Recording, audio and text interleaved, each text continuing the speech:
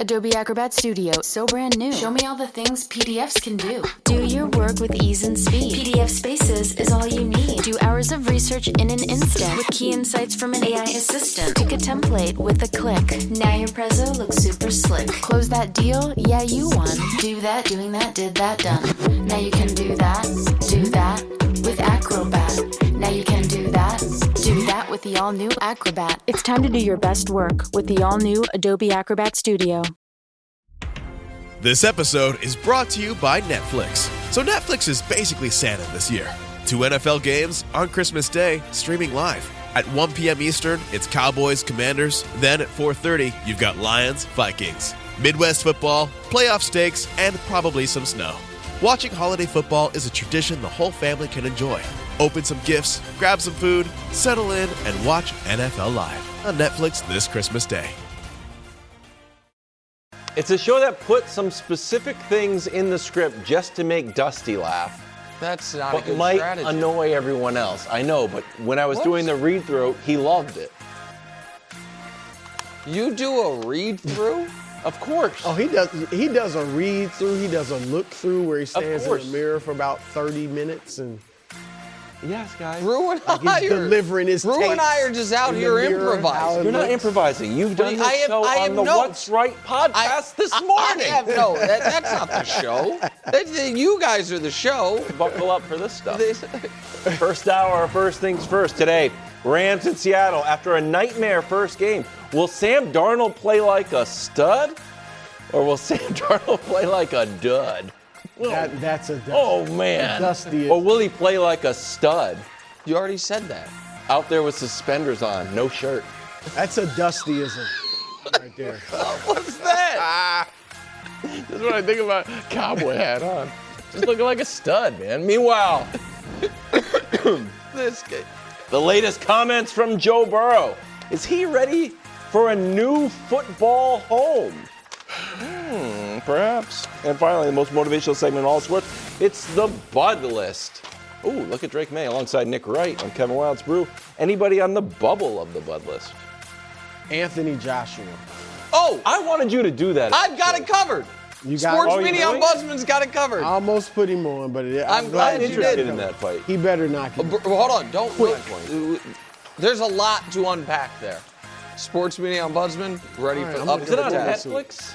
No way to tell, but I'm here to tell you. I don't know where it is. You'll be able to watch it. Turn on your TV, talk to it. I can never find it. Be like, give me the Paul Joshua fight. It'll It's come on going to be somewhere. on at 3 in the morning. No, The last it's in few have Miami. been I never know where it is. Well, it's not. The only fights on at 3 in the morning are in Saudi Arabia. The last fight was on at like 2:30 in the morning. Saudi Arabia. This is in Miami, bro. I don't know where it is. I There just was told you. one fight. What was that? Let's start the show. That wasn't Crawford. Yes, it was on at There was 4 one in the like morning. Crawford was Canelo very started late. at 1 That was a.m. in I think. Vegas. 1:30. They're or walking something in like that. Vegas. Yeah, it was crazy.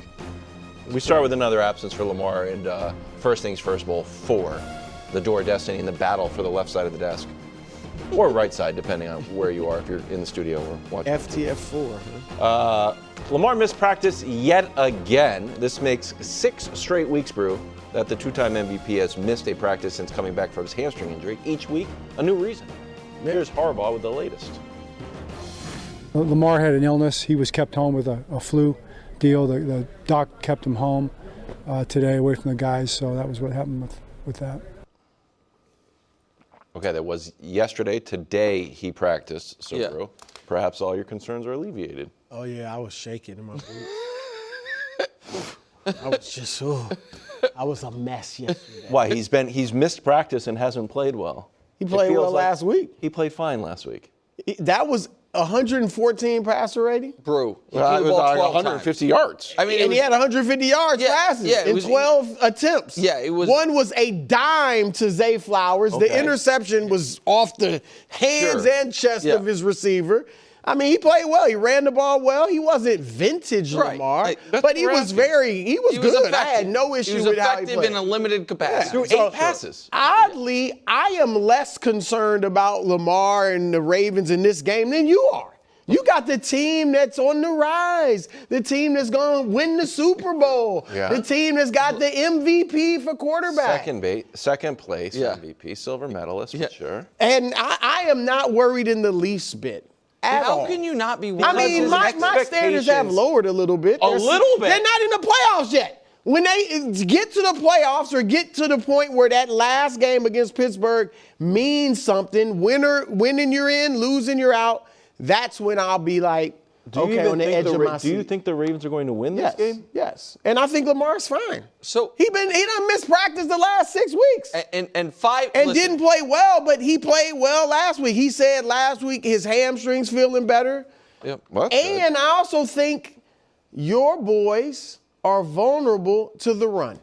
And I think Lamar will be fine, but last week they didn't throw it as much. They ran it a lot. And I'm here for that. With Derrick Henry and my man Keaton Mitchell, look at what your run defense, your vaunted run defense, Wild. Yeah, first 9 games, they were stellar. This was Danny's best stat in the yesterday. league. That's true. Last 5 games, I liked it. It was a cool stat. 19th.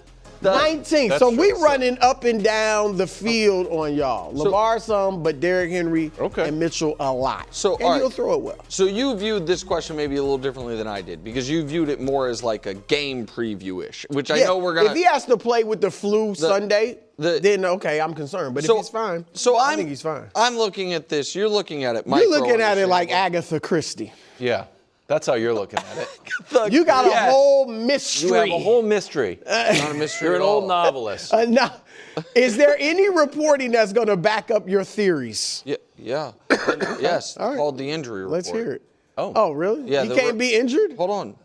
Brew, I haven't even said anything. I'm just asking. Brew, you don't even, I honestly don't think you know what I'm going to say. That's the mystery. Go ahead.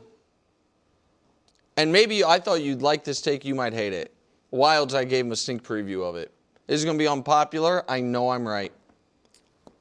Lamar can't get sick and miss practice every single year.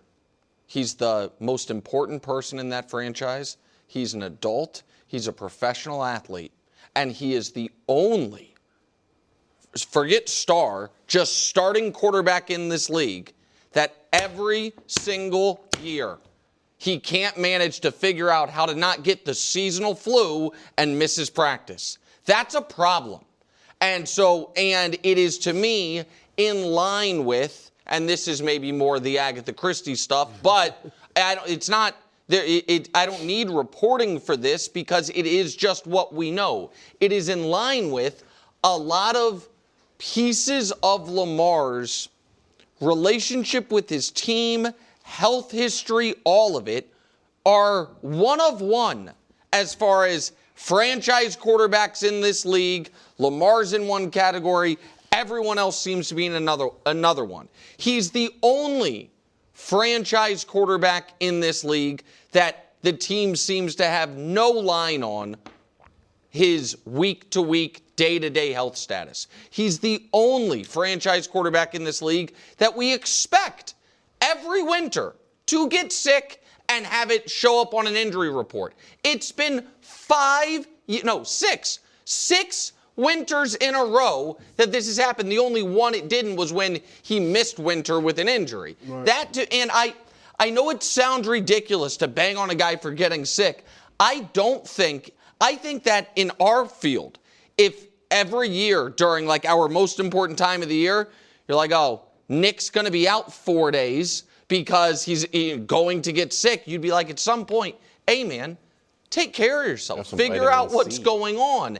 And then you add to it, he's not the only franchise quarterback that seems to have a weird relationship with his head coach, but he has one. He's the only franchise quarterback that is, at any given week, any given day, might be barking back at critics on social media, in the media. And for some reason with Lamar, we just don't seem to care. Like, it's just like, because it's not a big deal. It's weird. There's a lot of stuff about this stage Lamar Jackson that flags as odd, given his stature in the league, his stature with his team, and how good of a player he is.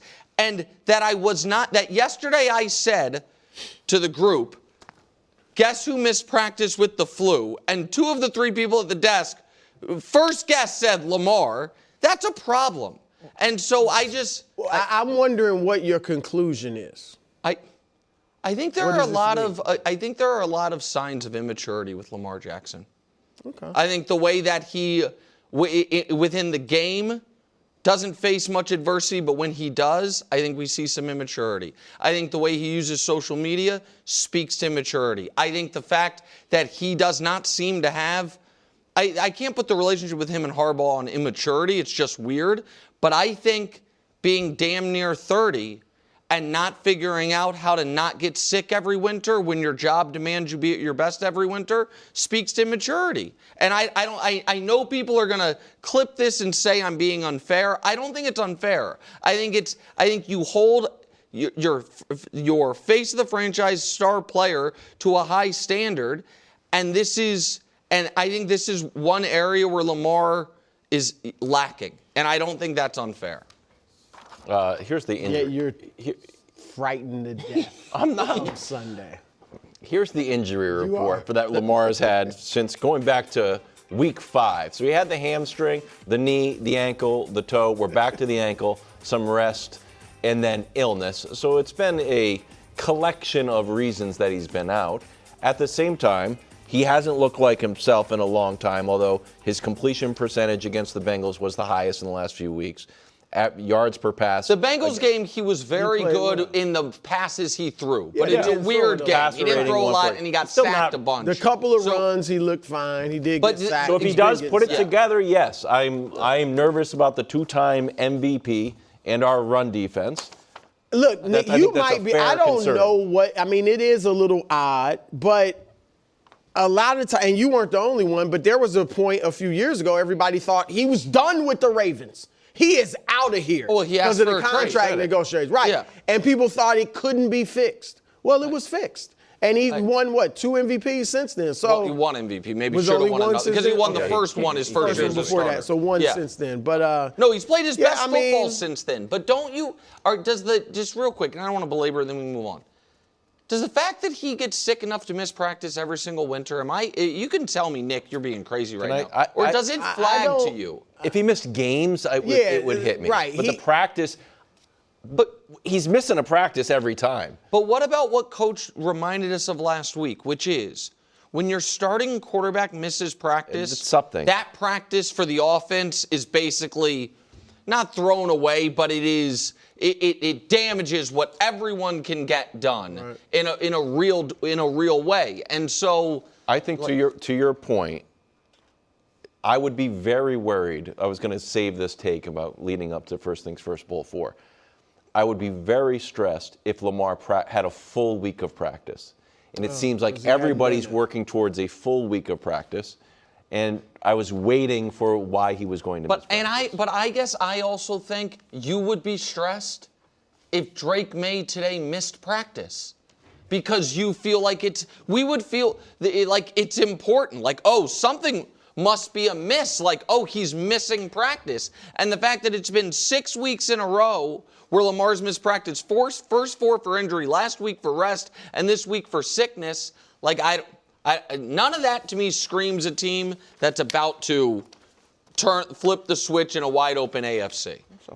All right, Drake May lost to Josh Allen on Sunday and saw the Buffalo QB slide behind him in the MVP odds, which are currently Stafford, Drake, Josh, Bo Nix. Drake was asked about winning MVP, and he focused instead on team goals. What a guy. Take a listen. It's an honor as a player to, earn their award, and I respect all the past MVPs. But I think at the end of the day, winning the Super Bowl is the biggest thing, and I think it's what kind of makes this league go is winning the big one, and that's what you work towards, and that's what this game's about. I love winning, and the personal accolades come with all that, but I'd rather win than win personal awards. Exactly, Drake. Well done.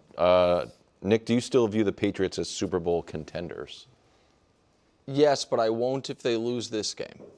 They're out. Yeah. I will put them in the same bucket that right now mentally all have the winner of the AFC North and the Chargers. In the AFC is just like you're in the playoffs. You're in a different tier. But before we even get into this conversation, there are a lot of ways this show works. Oh, here we go. There's only one real way. Like Brew and I can go at it. It will work. Wilds can get literally red in the face and literally smoke coming out his ears. We've shown you the video. No, literally. Angry with me, and the show can work. We can also all be friendly and laughing. That works as well. What doesn't really work, I've noticed, is Wilds getting upset with Brew. Well, it's very rare that it happens, but it's not.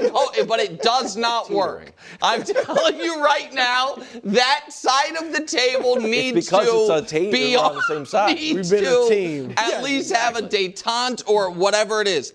And Kevin Wilds demanding to have his cake and eat it too is going to break Brew. Brew's not going to tolerate it.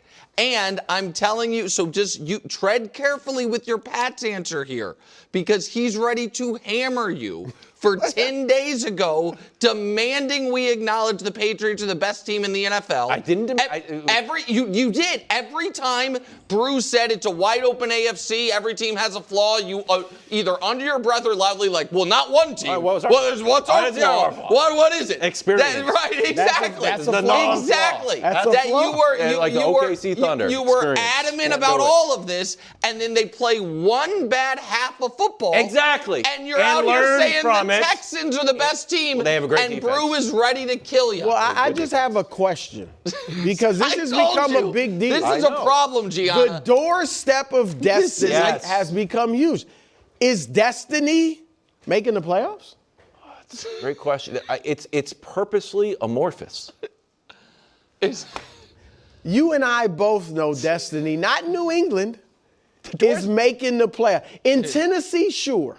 Sure, yes. You know, in New Orleans for now, sure. Yes. Making the play. Oh, the destiny. Carolina. Carolina, yeah. With Bryce. But New England? Yes, we'd like to win the Super Bowl. Yeah, so that's what destiny is. Well, it seems to be our destiny. We're the team of the century. Okay. We have Drake May. We have a nice little path. I saw one of the all that is true. ESPN computer simulations. Now you moved off the Athletic. The Athletic cooled on your team, and so now you've moved over to ESPN. They did 10,000. Yeah, that's what the Athletic does. And one of them was Rams Patriots. Ooh. Yeah, I loved it. Oh, that's a more than 1 in 10,000 shot. No, I think they just picked a random one out of 10. Okay. All right. Methodology I didn't argue with. I was like, great. Rams Patriots is a legit Super Bowl possibility. Exactly. Assuming the Patriots are actually legit good, which if they are, they win this game. The Ravens. Yes. How about you, bro? Are they legit contenders still? This is reverse for me. Exactly. I have not believed in them for the most part, most of the year. Yes. Now, sure, they're Super Bowl contenders. Okay. I mean, I think the field is open. What changed for you is the Chiefs being are out of it? Are the Ravens legit Super Bowl contenders? I mean, they still got to get in. If they got to win this game and then beat the Packers pretty much. So if the Patriots lose against a legit Super Bowl contender like the Ravens, are they still Super Bowl contenders? I think they are, because there's no world beater in the AFC. Yes, I Like agree. Denver, are they going to score? Houston, are they going to score? Jacksonville, okay, good team. Buffalo, the defense can, get run on, get scored on. Like, I mean, I get it, Nick, and if you want to have the Patriots second tier, I guess, but I think it's wide open, and I think you guys are right there. Thank you. I appreciate that. See? That works. I mean, I think Buffalo, Denver, and Houston, I probably take over you guys. Well, that's but half it's close. the field. But it's close. But it's not like it's not like drop. Chiefs, Bills, Ravens last year. Sure.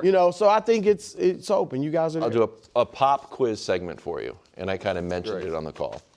I was trying to break down teams that could win the Super Bowl, which I said the Patriots belong in a group of could win the Super Bowl and should win the Super Bowl. Maybe a tweak on SBOB. To me, there were three teams that should win the Super Bowl with Mahomes out in a wide open field. And it was just Rams, Bills, Ravens. Why are the Ravens right now in that? Just you're because saying the Mahomes Ravens? is out. No, Just but like those guys. You're saying that was your thought this morning? Yes, right now. this morning. So the Ravens should win the Super Bowl. Lamar should. The path is open for Lamar. He should. I understand it. For the Ravens, it's about pedigree and history more than quality of play this year. Yes. Got it. Go ahead. That's it. Who are your should teams? I guess I don't view it that way. I didn't know that was the pop quiz, so I wasn't preparing. What's the segment pop quiz? I think the only team in the AFC that right now should feel like we should get to the Super Bowl is Buffalo. Yes. And the NFC, I think it's even though there's only 3 weeks left, the fact that there are five teams have a super viable path to the number 1 overall seed in the NFC with 3 weeks left makes that feel like it is. It feels like, to me, it feels almost as open as the AFC. Really? And you got the Rams. If you want to put the Rams number 1, like the Bills are number 1. But the thing for the Rams is tonight's game will determine a ton of that for me, because if the Rams lose tonight, they're staring at likely being on the road the whole playoffs. Yeah. So would you still have them in your mind as the favorite in the NFC? I got to see if they play a very tightly contested, close game and lose. I will still think they are the highest quality team, but I also think the Rams' path being through SoFi versus having to go on the road in Chicago, then to Philly, and those things, that changes it a lot. I think I can. So much of this becomes easier for you and for all of us if you just say, I might have gotten a little over my skis with the Pats for a couple weeks. I might have been a little too. I mean, again, I don't want to misquote you, but the dynasty is back, and I now have to carry the show for Nick and Brew. Maybe a little, and the Bills elements of a dynasty. And, it might have Now it's elements. Now it might. It was always elements of a dynasty. Doorstep is much further along. It wasn't pizza. It was OSHA. Well, it was. I did also OSHA inspector. Pepperoni guy. Okay. Tonight's game. Rams are the best team in the league according to the Tiers Committee, but they are underdogs in Seattle. Sam Darnold threw 4 interceptions in their first matchup. Game was still close. Here was Darnold. Excited about this challenge. Obviously, it's a divisional game. Playing these guys last time obviously wasn't my best effort. This team's a very good defense. Just with the pressures and, I think I said it last time and it held true. Just, matching the pressure with the coverage and, smart DBs, guys that know what they're doing. And obviously a really good scheme. So we're excited about the challenge. Okay, what's more likely for Sam Darnold? He has a huge game, plays like a stud, or just has a bad game, plays like a dud? Sam Darnold cannot have an awful game tonight. Last year, Darnold was unbelievable, except for against the only team they were competing with for the division and in the playoff game. And if we show it to you what he was last year against Detroit, which was the team they were competing with for the playoffs, and in the playoff game versus everything else, it's not just two different players. It's the left-hand column would be the worst starting quarterback in football, and the right-hand column would be the best starting quarterback in football. Thus, up to this point this year, and again, the sample sizes are small, against the two teams they are competing with for the division, and then everything else, it is the splits are even more stark. Which is to say, if tonight he's bad again, then it will not be unfair, it will not be simplistic analysis to be like, man, this guy's about to get cooked in the playoffs. I don't care how good the team is. That will be what everyone thinks, and they will be right to think it. If he can just have a solid game, just be solid, be fine, then you can say last year was, a bad stretch at the wrong time. He's been now a really high-level quarterback for 2 years. This team might be overall more talented than last year's Vikings team. Anyway, you like the coach. You can really believe in the Seahawks as long as Sam Darnold avoids awful game. But if he's awful tonight, Brew, they're damn near a cross-off. And so that I know that doesn't really answer the more likely. It's more about what it would mean. Sure. It's hard for me to believe he's going to be awful once again. It will be such an indictment if he is, Brew. I'm pulling for him. Me too. Because it's a great story, Yes. great comeback. But my answer is bad game. Oh. He's got to prove it. Yeah. All right? Until I see it. And this is what happens. Some people, like you said, might think it's unfair. This is what happens when your first 6 years in the league, you're bad. And you're in year 8. You're years, 6 bad years, you don't get the benefit of the doubt. It's like Daniel Jones. Yeah. We didn't get, no matter how well Indy looked with him early in the season, we still had our doubts because of what happened with the Giants. That's your issue and some other people's issue, I think, with Brock Purdy. You were the last dude in the draft. So you're not getting the benefit of the doubt. Your standard is higher than others for you to prove to me that you're the guy. So that's where Darnold is. Nick, you said it. I mean, it's not only that year. I've shown the graphic before. Here's the graphic, him against winning teams this year, him against 500 or below. The numbers are incredibly different. And those numbers against winning teams, Brew, don't speak to me to like horrific play. It's not as bad, but 9 TDs, 8 picks. Yeah. Compared to how well he's played, because he is great against like the bad teams or the pretty decent teams. And so I agree. Look, he's the one question mark about this team. The run game isn't great, but it's adequate. Obviously, great receivers, very good coach, great defense. He's the one question mark. Note from Josh, in the last 2 years, every game has been either passer rating over 100 or less than 90. So he never just has a game in the 90s, just kind of. Just like a solid game. Yeah. Oh, that's interesting. Pretty good is hard for Sam Darnold. Yeah. So I guess that means huge game. Is Burrow, should Burrow leave the Bengals? That's next on FS1, the Fox Sports Channel at Sirius XM. Nearly home. Isn't home where we all want to be? Reba here for Realtor.com, the pros' #1 most trusted app. Finding a home is like dating. You're not just looking for a place to live, you're searching for the one. That's where Realtor.com comes in. Like any good matchmaker, they know exactly where to look. With over 500,000 new real listings straight from the pros every month, you could find your perfect match today. Ranch style with a pool, barn dominium with an in-law suite? Realtor.com's got 'em. Modern craftsman with a big yard and a treehouse out back? Realtor.com will have you saying, yep, that's the one. No more swiping. It's time to start finding. Download the Realtor.com app today, cause you're nearly home. Make it real with Realtor.com. Pros #1 most trusted app based on August 2024 proprietary survey. Over 500,000 new listings every month based on average new for sale and rental listings. February 2024 through January 2025. Hey, we're 37 million, 34 million? Wow. Shoot. 36 million away from 1 billion views. We're averaging about 1 million a day. So thank you for the millions of people that watch once. Welcome back to the show. Ping pong champion Greg Jennings is here. Joe Burrow was shut out for the first time. Runner-up, actually. That's actually true. First time in his career. Crushed him. Alex is really good. Joe Burrow shut down any speculation about the team shutting him down. No. Since the Bengals are mathematically eliminated. Did he shut down the thought of leaving the Bengals? Not necessarily. Here's his answer to a reporter asking if he could see himself not being the Bengals QB next year. Take a listen. I can't see that, no. Did you ever thought about the possibility of not being the quarterback here during your career, or?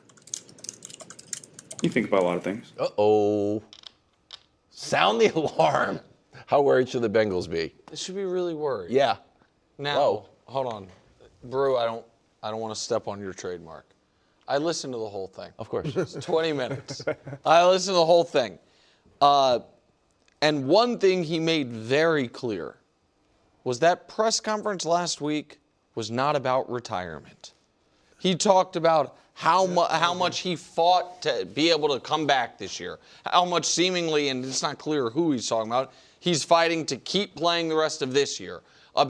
Talked about quarterbacks being able to play. There was kind of an odd question about, do you think you're in your prime? With having to do with the age of quarterbacks. I think it was phrased a little weird, but I know what they were getting at. And he was like, Tom Brady and Peyton Manning, and then he mentioned Phillip Rivers and Rodgers. He talks about guys playing Flacco late into their careers. So And he said he wanted and to he do wanted, that. and he wanted to do plans that. on Thank you, doing that, bro, yep. because you listened to the whole thing as well. Thank you. Of course, obviously. So it wasn't about retirement. It was about the Bengals. And if I were an executive at any other team, there you go. I would start stirring stuff up. Absolutely. I would call, and if they didn't answer, I'd leak to somebody that I called.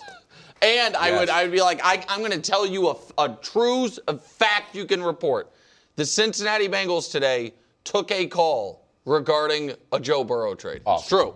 It's true. Now if the Bengals call you back, what the heck? if the Bengals call you back, they're like, what do you mean? We didn't entertain it. Did you answer the phone? You took the call. It's not my business. I would try to stir that up as much as possible because now we can talk about, and he did also brew in this, say, some of this has been on me for not being available, for being hurt. He has owned a lot of it. Right, so he's owned that. That's fine.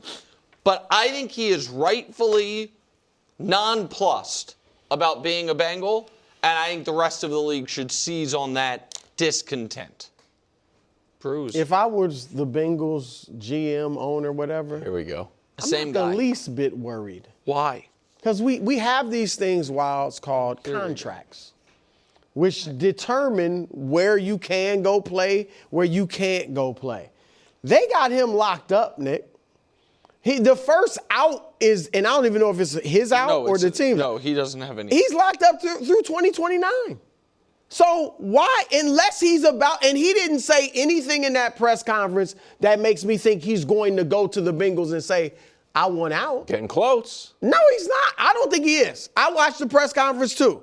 And he just said, we watched it, I don't have any reason to believe I won't be the Bengals starting quarterback next year. But then he was asked about what about after that, and he was like, you think about a lot of things. I mean, he might be a little too honest, open, transparent with his words. Yeah, I've thought about a lot of things. I mean, I would. There's 4 quarterbacks on the quarterback current Mount Rushmore. Lamar, Josh, Joe Burrow, Patrick. Right. If Patrick Mahomes Thank was you. like, No, next year we're good. Like, what? I'm a man of protocol. Bro. This is why when everybody else was like, Lamar's out of here, Lamar asked for a trade. A trade. And I said, guess what? He will be with the Ravens. And you were right, but Brew, that was something that ended up, and you were correct about this, could be solved by money. That was a contract dispute. This has already been solved by money. Which is why it's a problem. If he They've was already in given him the money. If he was in the last year, if he doesn't go to them and say, I want out, and I don't think he will, not within the next year, I think he's going to play there next year for sure. And if it goes badly again, maybe. But if he doesn't ask out in the then they next... should be worried. No, let's put a good football. You know what I'm saying? What I'm worried about if I'm the Bengals is my quarterback healthy. Because when he's healthy, we can be a good team. I mean, they were last year. That's 1 year, but okay, that 1 year. The year before that, he wasn't good. He wasn't healthy then. When he was healthy, he wasn't good. 2 years ago, you're right. It was the defense, or last year. This year, he hasn't been healthy. I'm sorry. You are under contract. This is not the NBA. And even in the NBA, if you got less than 2 years left, you can kind of force your way out. He's locked up through 2029. It's not the NBA. I mean, sorry. If he come into my office and ask for a trade, I'm like, I'll talk to him about what can we do. We can build this team around. He's from Ohio. He grew up 2.5 hours away from the Bengals. I don't think he's trying. Nah, I'm not worried. I'm sorry. There has to be a healthy level of concern. Period, because you mentioned it earlier in the week talking about Andrew Luck, reminding us of what took place over in Indy with Andrew Luck. In the prime of his career, just was over it, the injuries, all the things, walked away from the game. When a player has made statements like, the entirety of my career is wide open, like we're always in it. Oh, yeah. The window is the entirety of my career. Alluding to that organization, and then start to be about, man, if I'm not having fun, why am I doing it? That's indicative of the environment that you're walking into every single day. I don't care how much the contract is worth. He clearly is frustrated with what's taking place and what's not happening in order for them to win games. He understands he's been hurt. And not just hurt. We'd have beat Buffalo if you didn't throw these 2 crazy interceptions. I'm serious. Look in the mirror, Joe. He admits it's not about it's not about him not looking in the mirror. He looks in the mirror, but he also, sometimes when you look in the mirror and you get tired of only seeing yourself. I see Jamar Chase, T. Higgins. I see other players that I wanted and they gave me. I'm just saying, like, don't run away. You're not you are part of the problem too. And I'm sure he understands that, which is why he alluded to being injured and not being available and all those things. But to your point, Nick, when players start talking like this is why I say you got to be somewhat of worried and have a healthy concern, is because naturally, if I'm any of the other organizations, I'm going to do it. If I'm the Minnesota Vikings and I'm dealing with what I'm dealing with, my goodness, and they have all these assets, I'm figuring out whatever I can to see what I can put together to see if they'll bite on Joe Burrow, because we found this out. Everybody has a price. Everybody has a price. So as good as you feel like they should feel right now, because he's locked up and he's under contract. If they put together a ridiculous offer, knowing how cheap the Bengals are, they might look at that. I mean, where have we been going with Joe since 2022? So, Brew, I think you're agreeing with us, actually. No, I'm not, because I don't think they should be worried. No, I think they are in total control of the situation. Brew, they can be in control of the situation, and they cannot be panicked. And Ram, give us a couple extra minutes here, if we could. While also acknowledging, to I think Wilds' point, should the Bengals be more worried about their relationship with their quarterback than the Bills with Josh Allen? Yes. The Chiefs with Mahomes? Yes. The Patriots with Drake May? Yes. Go down the list. Now, I think Ravens with Lamar, they have a different type of worry, because it seems to me, at least, he and the head coach are not on the same page, even if he and the organization are. The Eagles and Jalen Hurts, I think organizationally, it's fine, but it just seems like Jalen and his teammates. I'm not saying everything is perfect everywhere, but they are certainly on shakier ground than most teams with their star quarterback. Even though they have control, Brew? What do you expect them to say? They have lost 10 games this year. He didn't play, obviously, all of them, but they're 4-10. He shouldn't be happy. I'm glad he's not happy. If he's up there giggling and I'm just happy to be playing football, then I'm like, do we have the guy? I want him to be a bit upset. And the fact that I have his name on this contract for several more years means the other teams can call all they want. And unless they blow me away with an offer, I don't have to do a thing. Drew, have we ever, do we really think that if Joe Burrow said publicly, and he is not there yet, but if he said publicly, I would like to continue my career elsewhere, the Bengals want their quarterback to be a hostage? Or do we think that he can de facto? But he hasn't said that. No, but don't you think we are closer to that? If he says that, then I'll revisit. But right now, he didn't say that. He didn't even come close to saying that. In fact, he was asked, can you see a scenario when you are not here next year? And he said no. And I can't see that, no.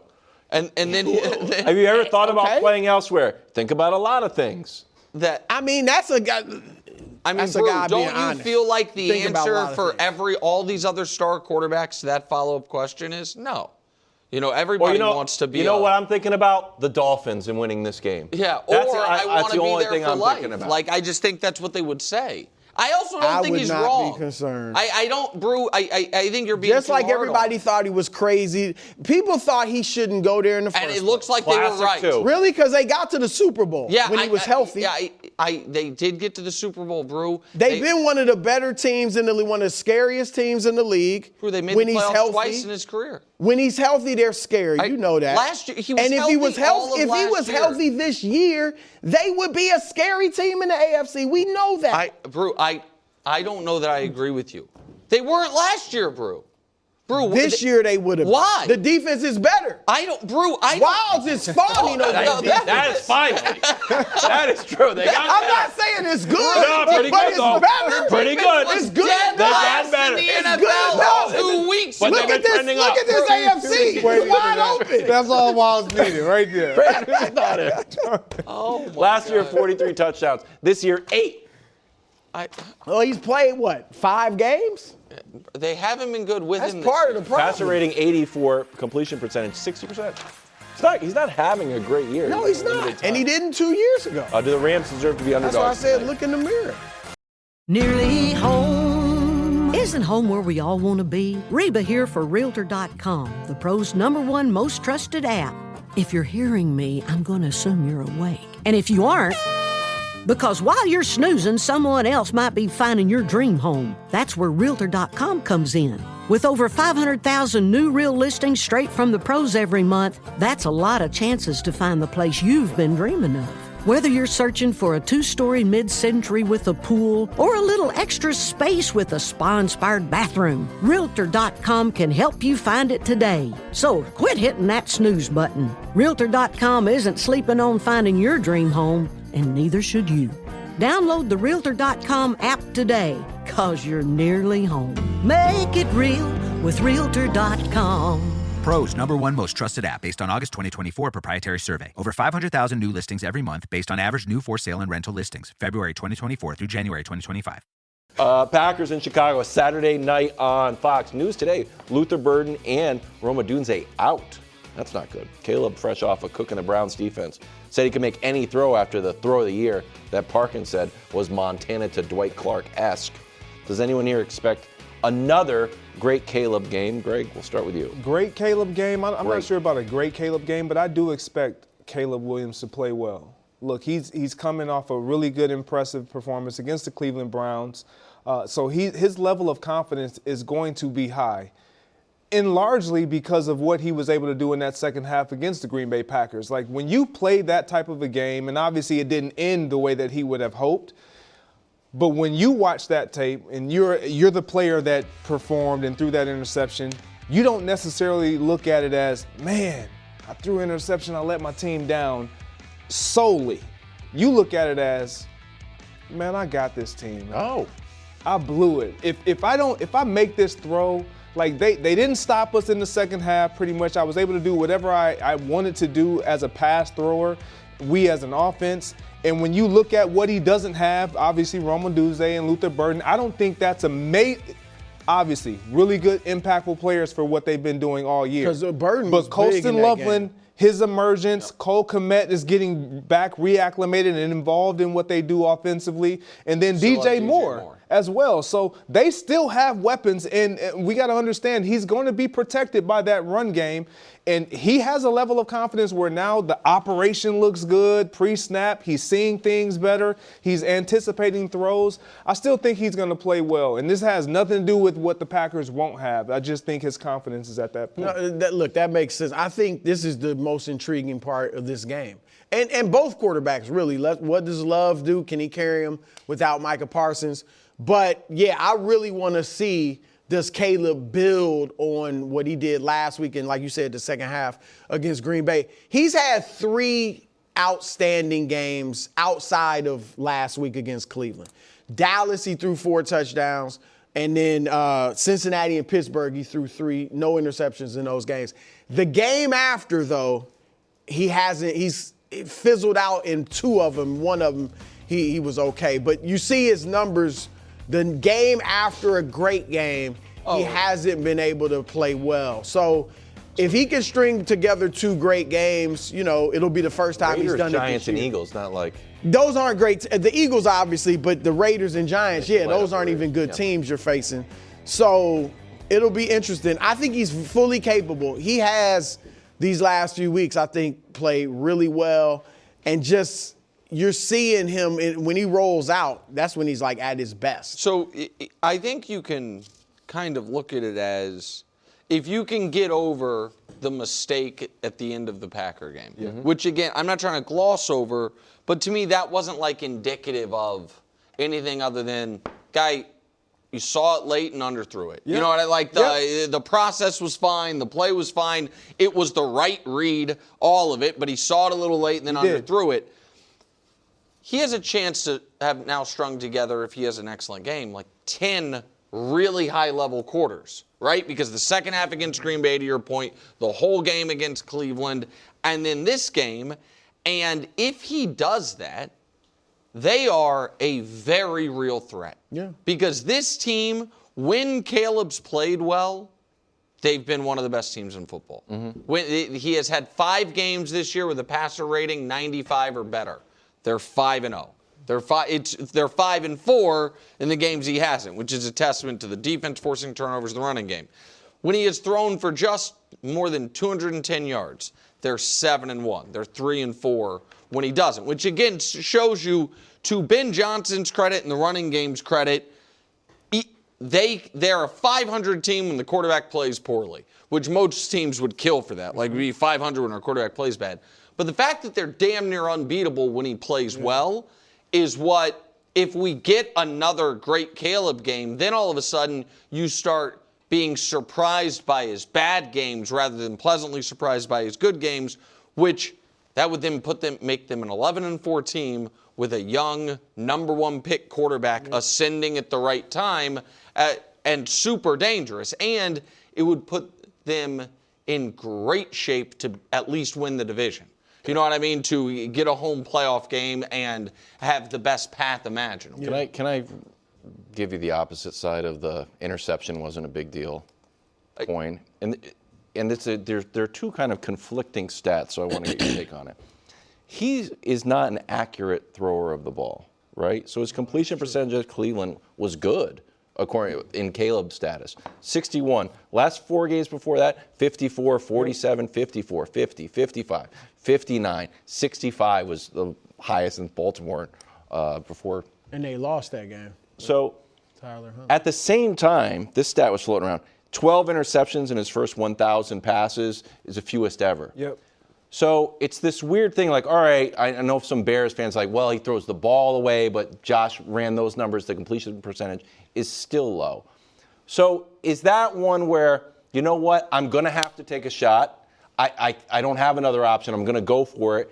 And it wasn't, oh, I just underthrew it. Like, I'm actually not an accurate quarterback. Yeah, and no, I think if I have to put it there. To Nick's point, when you watch that play, he definitely saw it late. He saw it too late, and he probably, if he could take that throw back, he takes it back. But when you have a guy that has a big arm and a live arm and believes he can make every throw, you typically see errant passes when they're younger, but you also see the interceptions when they're younger. And we don't see that with him. It's interesting. And so if he's not turning the ball over, we don't appreciate him enough because he's had these struggles, and we've seen the Jaden Daniels and the Drake Mays and these guys throw with great accuracy and have success, and he hasn't had that. His process has been a little slower. However, he doesn't turn the ball over. No. And that's the number one thing you harp on when you are playing quarterback. We got to protect the football. And he said that when he was asked about the great play, the play in the back of the end zone. He said, he was like, well, I knew. He was like, that was either getting completed or incompleted. That sounds not intercepted. Right, not intercepted. That it was that he. Which is because it could have been intercepted. I mean, it's just he said where he thought where he threw it, and then he went on to say he was like, basically, when I release the ball, either my guy's catching it or nobody's catching it. 10 years from today, Lisa Schneider will trade in her office job to become the leader of a pack of dogs.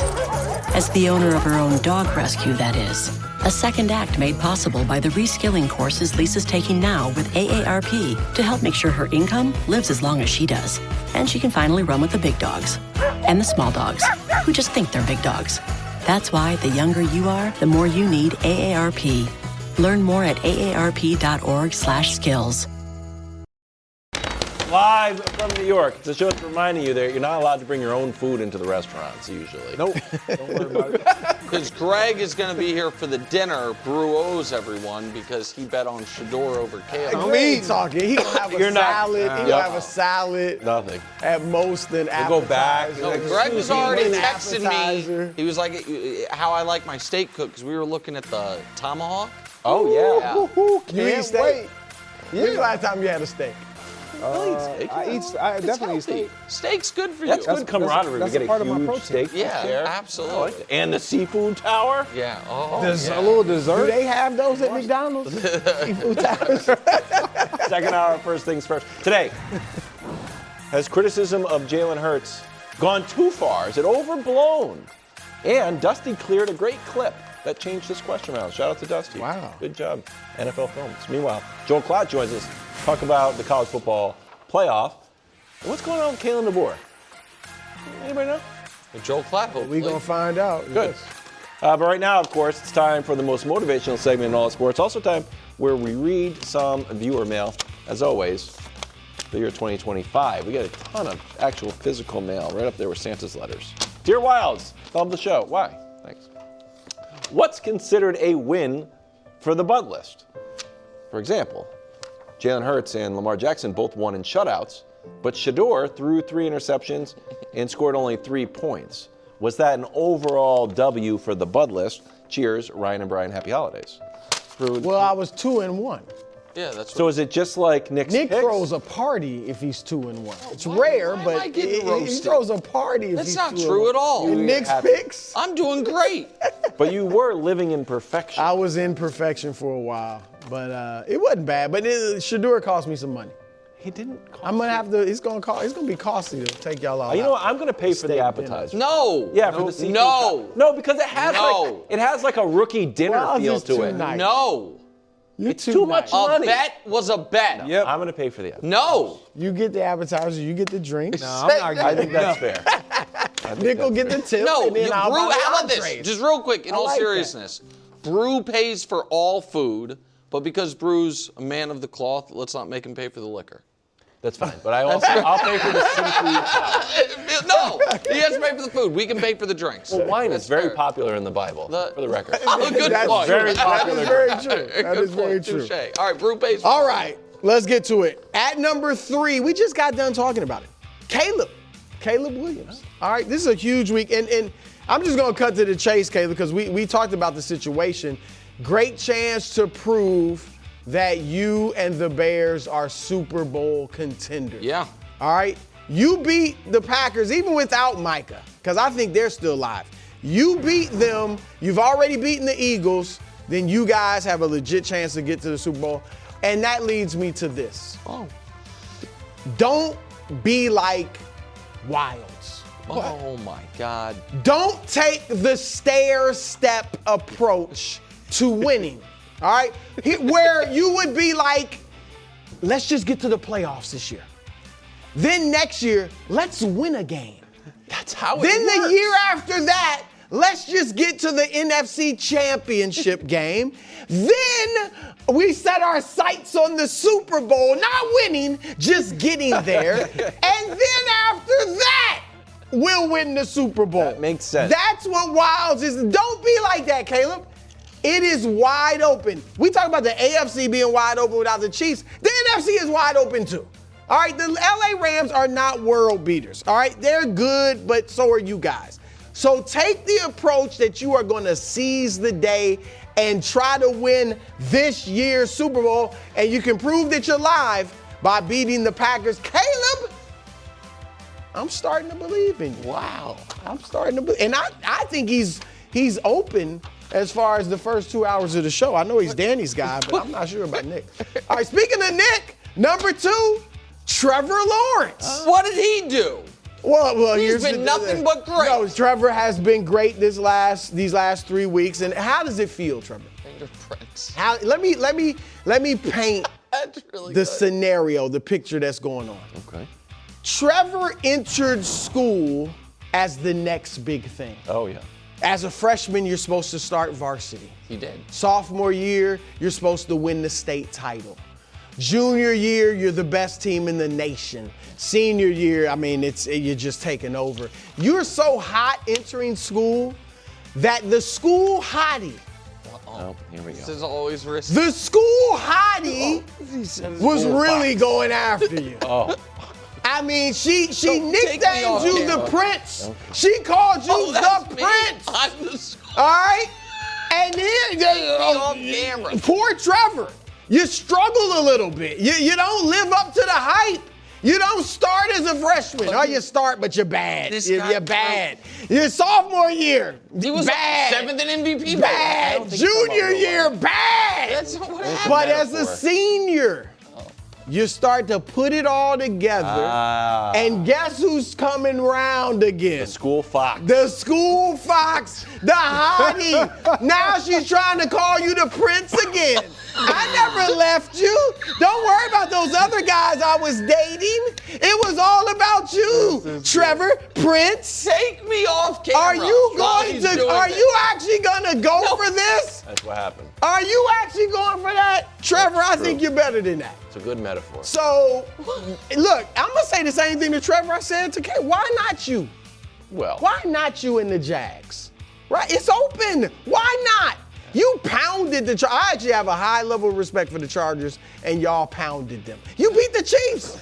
And I know it's now everybody wants to act like that's not a big win. That's a big win. You beat the Chiefs. All right. So, Trevor, I'm starting to believe in you, too. Wow. All right. At number 1. My guys. We've been talking about this guy all day. All right. Sam Darnold. I mean, it's pretty simple. Can you deliver in a big game, Sam? Because there's no easy way to say this, but right now you're viewed as the weak link. Coach is very good. Defense is great. Receivers are great. Running game is adequate.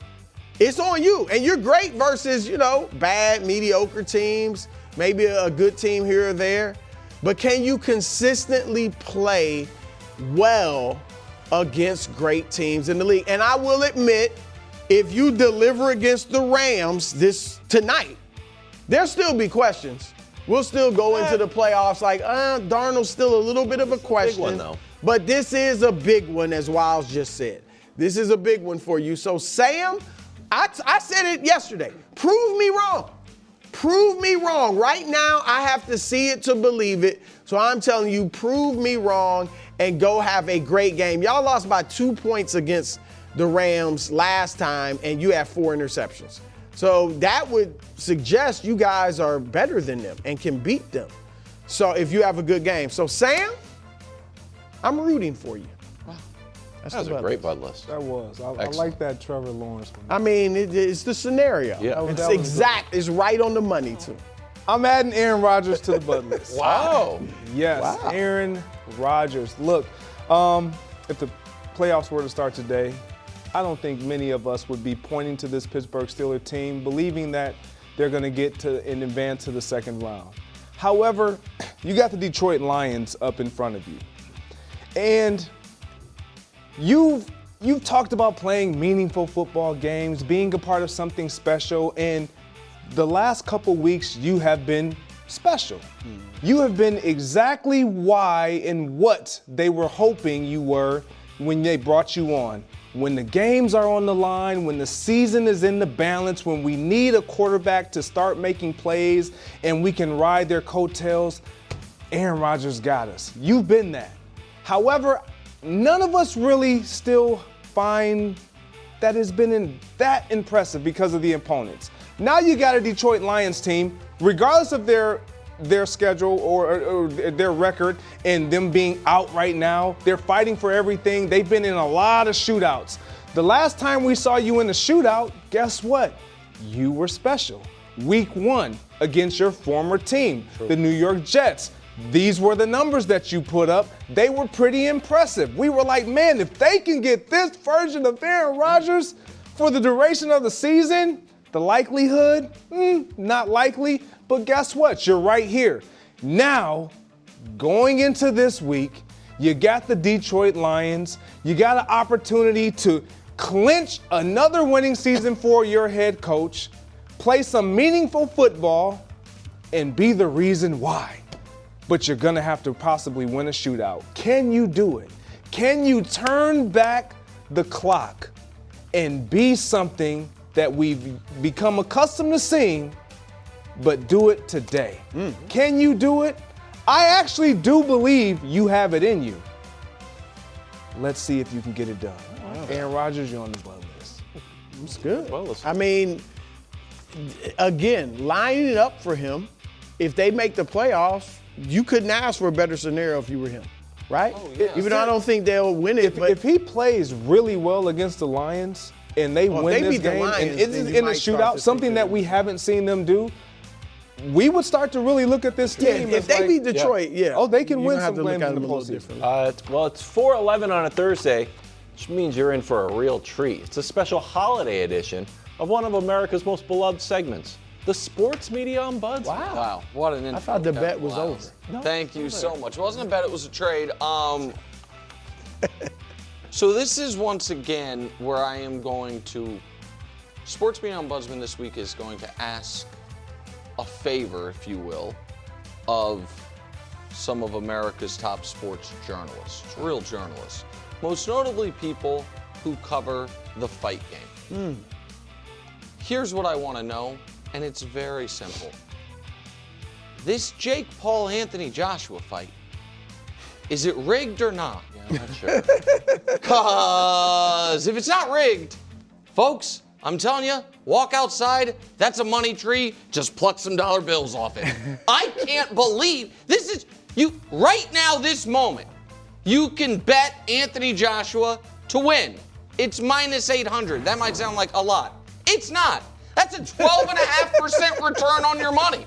People kill for it. People pay stockbrokers and market hedge fund guys tons of points to try to get 10%. It's 12.5% in 15 minutes. Right now, you can bet Anthony Joshua to win via stoppage, TKO, knockout, anything at minus 400. That's a 25% return on your money. You can bet Anthony Joshua, again, if you're not familiar with the fight game, Anthony Joshua, one of the best professional heavyweights of his generation, Jake Paul, internet clown who's been boxing for about 2 years. You can bet Anthony Joshua to win by knockout in rounds 1, 2, or 3, just in the first 3 rounds, at minus 130. That's a 77% return on your money. To which, again, I say, is this rigged? Because if not, I feel like it is financially irresponsible to not hit all my Vegas contacts. My buddy Nacho I talk about, Nick Schulman, one of the greatest poker players and boxing fanatics alive, Helmuth, everybody out there. I can get a lot of money down on this fight. But if it's rigged, I'm going to feel like an idiot. But if it's not rigged, again, you're setting real lines and taking real bets on professional boxers who, by the way, you might be like, oh, well, does Joshua want to take a fall? He's staring at around $100 million payday from the Saudis after this for some fights. I don't think they're necessarily going to pay him that if he gets beat by a YouTuber. Right. So again, can somebody please let me know if this fight is rigged before around 10 p.m. tomorrow? Because if not, I owe it to my children to bet the fight in every way imaginable. So do I. Right, all of us. I don't even gamble. You're right. Is it rigged or not? If it's not rigged, why is it not minus 50,000? Why is it only minus 800? Why is Anthony Joshua a smaller favorite over Jake Paul than the Houston Texans are this weekend? That doesn't make sense. I just want to know. Jake Paul was gonna fight like a 135. He's fighting Anthony Joshua before this. Tank Davis. Yes, Tank Davis couldn't fight. Yeah, that was off. He was one there, and now Anthony was like, well, what was his training like? Yeah. Look, that's a legitimate question, Nick, because. Please tell me. Right, like it could be. Look, I have no idea. Is that not? But I've been texting with them all. I texted them already. Hold on. Read the bottom texting green to Nacho. What I texted right before the show. I'm curious if you can get real money down the Joshua Paul boxing match. What props can you get? This might be the bet of the year. Yeah, it might be the bet of the year. But is it again? I don't understand. But can they rig something that's gambled? Like I said, this is where Fake news hat can't work. I'm not I just need someone in boxing media. But it's not sanctioned. It's not a sanction. You just want to know. I just want to know. It's not but it is being. You can bet on it as if it's not, as if it's a real fight, and they're taking real money. And I'm going to feel really dumb if I bet on the wrong side of a rigged fight. But I'm also going to feel really dumb if I turn this thing on Friday night and 18 seconds in, the professional boxer has annihilated the clown, and I'm like, wait a minute, could have paid for Christmas. I don't. College. I got to tell you right now, I'm betting. The question is how much I'm betting. Do not bet it. I have no idea. That's a great one, though. Split decision. Split decision? Yeah. This thing is not going 8 rounds. If it's rigged, I think it'll be the distance. I don't know about a draw, maybe a slight win for Joshua. If it's rigged. If that happens, it's rigged. Joshua just him and Tyson weren't even hardly throwing punches. They were dancing. All right, I'm putting Travis Kelce on the Bud list. Oh. Kelce soft launched his retirement when he was asked about Patrick Mahomes, and he said a bunch of nice things about Patrick Mahomes, and then he ended it with saying, I hope the Chiefs can get him back next year. And everybody's like, oh man, that's kind of sad. You guys are like breaking up. So he obviously needs a break, and Jason Kelce was telling him, take some time away from the game and sort of let your mind clear. So I would also like to add to the sort of chorus of advice, get married, eat some desserts, get out of shape a little bit, see what life is like outside of the training regimen of football, settle your mind, settle your body, go for a nice walk on the beach, right? Like, oh, maybe somebody spots you. Water coming up, like, oh, hey, Travis, look at this, washed just like you. What? What'd you say to me, random tourist in St. Bart's? Because here's the thing, he's actually not washed, not even close, and he's not the Travis Kelce that he used to be.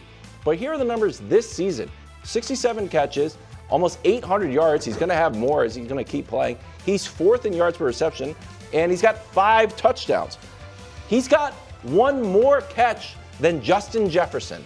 He's doing just fine. He's got the same amount of touchdowns as Hunter Henry for the Patriots, who I love and is like our go-to guy.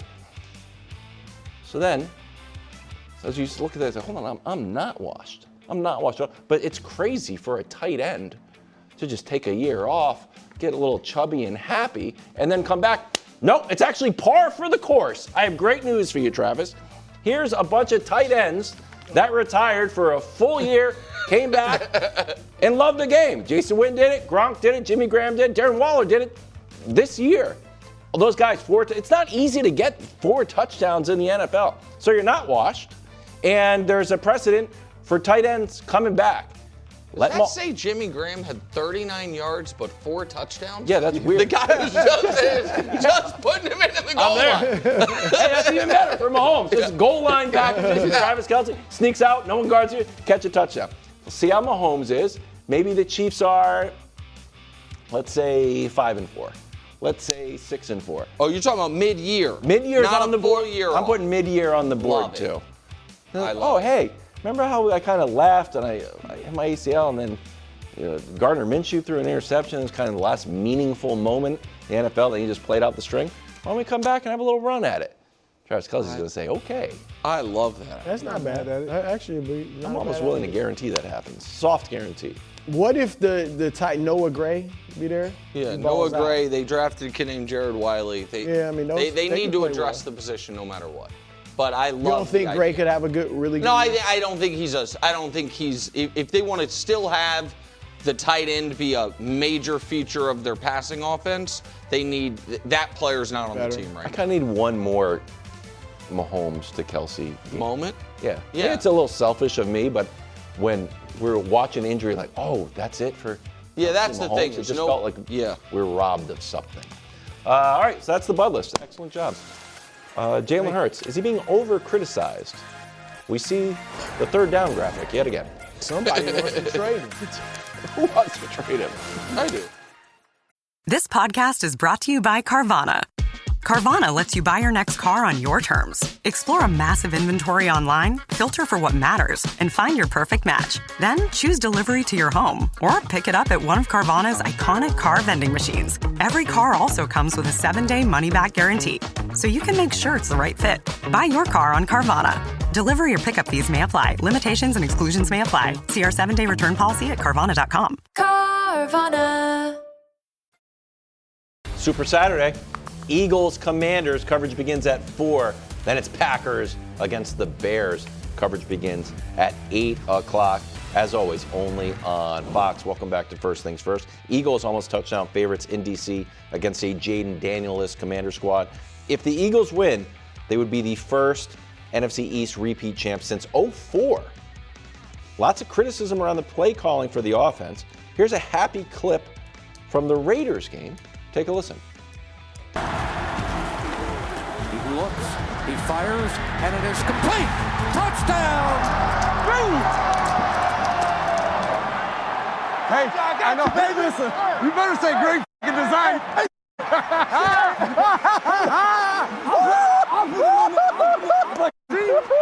I know you did. Knicks Raiders. Everybody cooling bomb. Everybody's homecoming. Has criticism of Jalen Hurts been overblown? Yes. All right. He is about to win the NFC East for the second straight year, for the first time in 21 years. Dak hasn't done it. Romo never did it. Michael Vick, when he had his great years in Philly, didn't do it. Eli Manning, Carson Wentz, Nick Foles, when they had a little hot streak. Nobody since McNabb, Nobody's right? done it. Yes, since McNabb. Yeah. And so he's about to do that. He has beaten the Chiefs, the Rams, the Buccaneers, the Packers, the Lions. In a loss to Denver, he throws for 280 yards and 2 touchdowns. In a loss to a victory of Brian Flores, who's a great defensive coordinator in the Minnesota Vikings, threw for 326 yards and 3 touchdowns. Now, I think the reason he's criticized are 2 things. One, he is not your typical, quarterback, just be in the pocket, 6'5", throwing the ball all over the place like a Joe Burrow or somebody like that. He's different. He runs. He doesn't run like Lamar or Josh, but running is a big part of his game. He used to run a little more like Josh. He doesn't run as much. A little bit, but he's never big, been that. Yeah, he's not. And he's a leader, and in big moments, he's at his best. I think that's one that he does it differently. Again, I've used this before, but like a Tyrese Halliburton. He scores 14 points. People think, he had a bad game. And not necessarily. He had the offense humming. He's passing the ball. So that's kind of how Jalen Hurts is, a different type of player. And the second problem, and why this happens, I think, is A.J. Brown. If A.J. Brown had never said anything a year ago and wasn't reading books on the sideline, listen, we haven't heard anything negative from A.J. since he's been getting the ball. Even when they were losing.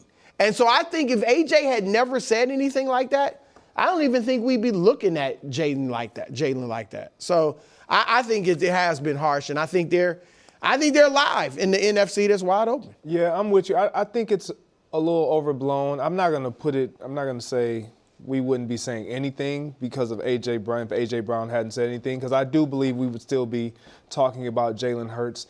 It's simple. In a passing league, when you have a quarterback that doesn't have the running game that we were accustomed to seeing last year, the expectation is you're going to supplement what we don't have. And that's just not Jalen Hurts. And everyone wants to knock it and say, well, you're knocking Jalen Hurts. And that's just not who he is. Can he be that in moments? Absolutely. We've seen it. At the highest level, in the most important game of his career, in the Super Bowl, in the brightest spots. We've seen him be that. It's just the level of consistency to expect him to do it every single week, that's never been who he is. Yeah. And so if we're saying we want to see that, and that's our expectation, criticism, yes, warranted. You gotta get on him. It's a part of the territory when you're playing that quarterback position. But for a team that is a run-first team and has struggled, he has to wear some of it. Because of the struggles that they've had offensively. Yeah, I don't think it's overblown at all. Listen, I think the very brief moment it seemed like the local Philly media was like, should we bench him? that was overblown. That's ridiculous. Like that, right. So, but I think we recognize that was ridiculous and an outlier thing. Before I answer this, though, can I react to that sound? Because I do not have the reaction to that sound you do. That I did. You thought it was awesome. I thought it was. Think about that. It's a moment of celebration. And the first thing out of Sirianni's mouth is, see, the stuff we were getting criticized for, scheme, it was good. Yeah. And the first word out of Jalen's mouth is, the stuff I was getting criticized for, it was like a telling piece of right, stuff. it was a telling, because he's like, the coach says, to me, the positive spin would have been if those quotes had been reversed. If Jalen comes over to Sirianni and Sirianni's like, man, you ripped it up the seam. And Hurts is like, man, you schemed it wide open. Instead, Sirianni's like, you like that scheme, buddy? And he says, you like that throw. I think some of that might be because then Sirianni's gotten more involved in the offense the last 2 weeks. So I think that might be, you know what I mean, might have something to do with it. Sure, I don't think it's a huge thing, but I do think it's a telling, it's an interesting look in. This is, again, getting back to I think sometimes a lack of criticism is patronizing, and I've talked about this with other things. Jalen Hurts has finished in the top 5 in MVP voting. We did a whole thing this year about how he's one of 7 guys to be in the top 20 each of the last 3 years in that NFL top 100. It's like him, Mahomes, Josh Allen, I think Myles Garrett, like the best players in the league. He is paid like he's a superstar. He's a franchise quarterback for one of the most highest profile teams in the league. And the offense has greatly and drastically underachieved this year. Now, they have been able to overcome it record-wise, but when we show you their offensive numbers, you say this is a team that is greatly underachieving its talent level. So, of course, the quarterback is going to wear it. And he is the only star quarterback or quarterback that is paid like a star that we just bake in to pros and cons. Like, well, we all know he's not a super great, reliable passer. And you just have to accept it. And so, and by the way, because he is good at the other things and he at least used to be such a threat with his legs, which to me, if we show you the running stats, that's the other sneaky part of this is Jalen Hurts, they don't call designed runs for him like they used to. Again, that's a 4-year stretch, but that's per year. That's an average, so it's not total. Yep. So they don't call designed runs even half as much as they used to, or right about half as much because they got some of the year left. He scrambles not as much. He breaks off long runs less. So all of those things are going to lead to a level of criticism that I think is fair, bro. But here, look at his numbers. You showed the teams, the offense's numbers, which were all in the 20s, essentially. One was 18th. Look at his numbers. 9th in passer rating, 12th yards per attempt, 5th touchdown to interception ratio, really one game where he had 4. And then total TDs, he's 3rd. Yeah, and I think you can't blame all that offensive dysfunction on him. No. How about Saquon Barkley, who's not having a good year, and the offensive line, which isn't having a good year? Or how about the fact that we can't include on that graphic passing yards because they're so he doesn't low. throw for a lot of yards. Right, Lamar, even at his height, doesn't throw for a ton of yards.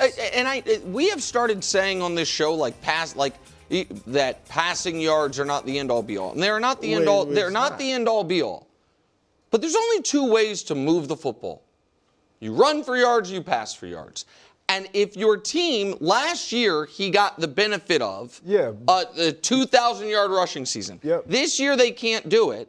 They asked him to pick up that slack. Have they? And I mean, it's a lot of games they don't overthrow the football. This is what I would argue. Yes, do you ask him to pick up the slack? You do ask him to pick up the slack, but You're asking him to pick up the slack when you don't have the same type of personnel in front of me to solidify that I'm protected and then give me the time that's needed that I did have last year because of what I did have in the running game and the guys up front. So it matters. The way that this team has been built, it was not built solely because of, okay, Jalen Hurts is this awesome thrower.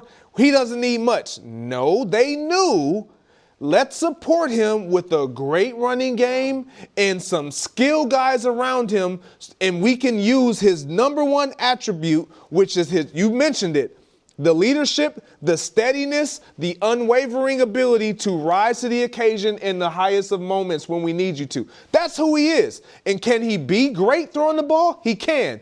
Is he going to be Joe Burrow throwing the ball or Patrick Mahomes every time? No, he's not. That's not who he is. I wonder how his game changes in the playoffs. He takes a page out of Mahomes' book, starts running a little bit more, calling more design runs. They were on a 3-game losing streak and he threw 5 picks. That was that. 4 in 1 game. Welcome back to First Things First. Let's welcome in Joel Klatt for the latest on the college football playoff. Joel, welcome. Hope everything is well and happy holidays. I want to start off.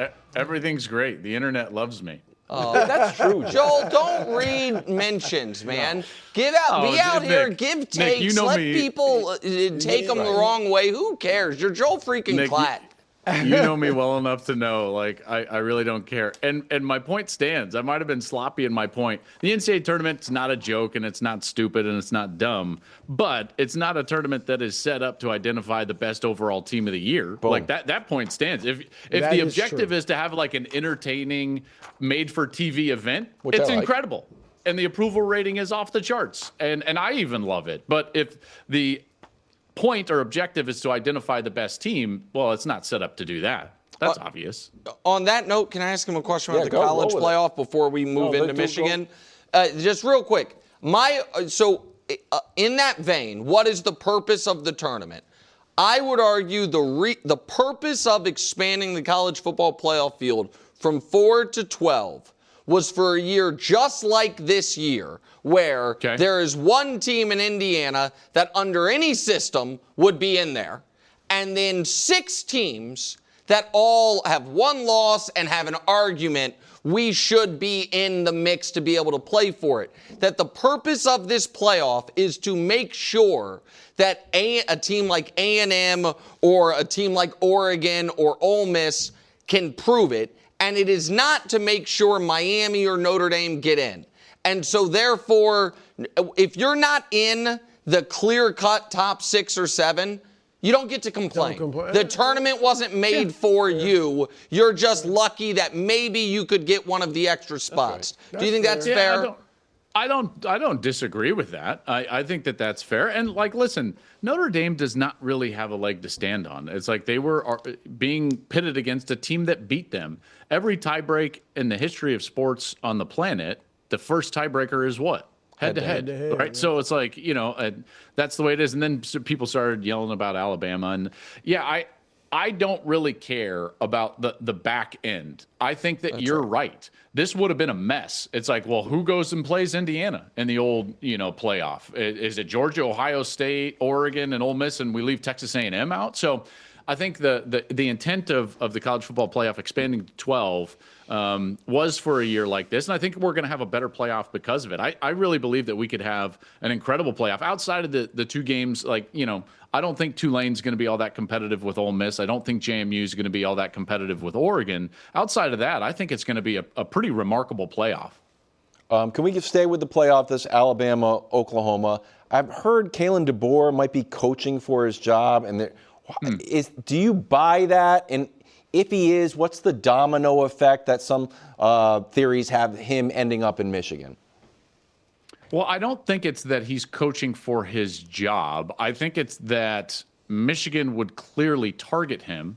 And if they were to lose on Friday, it would make it at least tenable from a structure standpoint before the transfer portal opens up January 2nd to potentially go after him. I think that he is on a very short list for Michigan. I think a guy like Jeff Brom at Louisville is on a very short list for Michigan right now.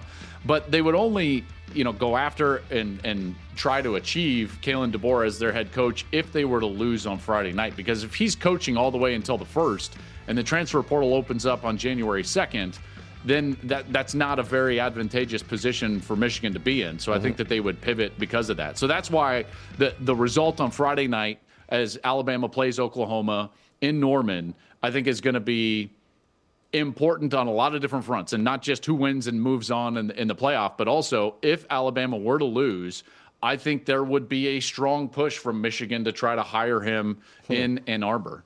Do you think DeBoer should consider Ann Arbor under that scenario?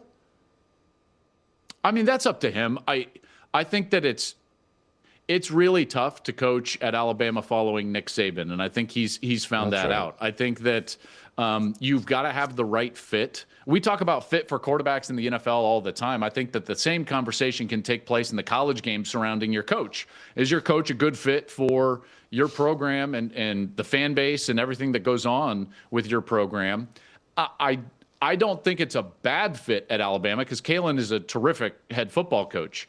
I think that the verdict is out of whether it's a good fit because that fan base is very accustomed to winning at the highest level. And let's face it, in the last 2 years with him, they haven't done that. And in particular, the performance against Georgia in the SEC championship game, I think was problematic. The loss against Florida State to open the year, problematic. So their fan base can be edgy at times. And I would be interested to see if Kalen would at least look at a place like Michigan. Remember, he's from South Dakota, so he's from that region, if you will, and he's not really an SEC guy. And those fans down there, they like their people to be SEC people.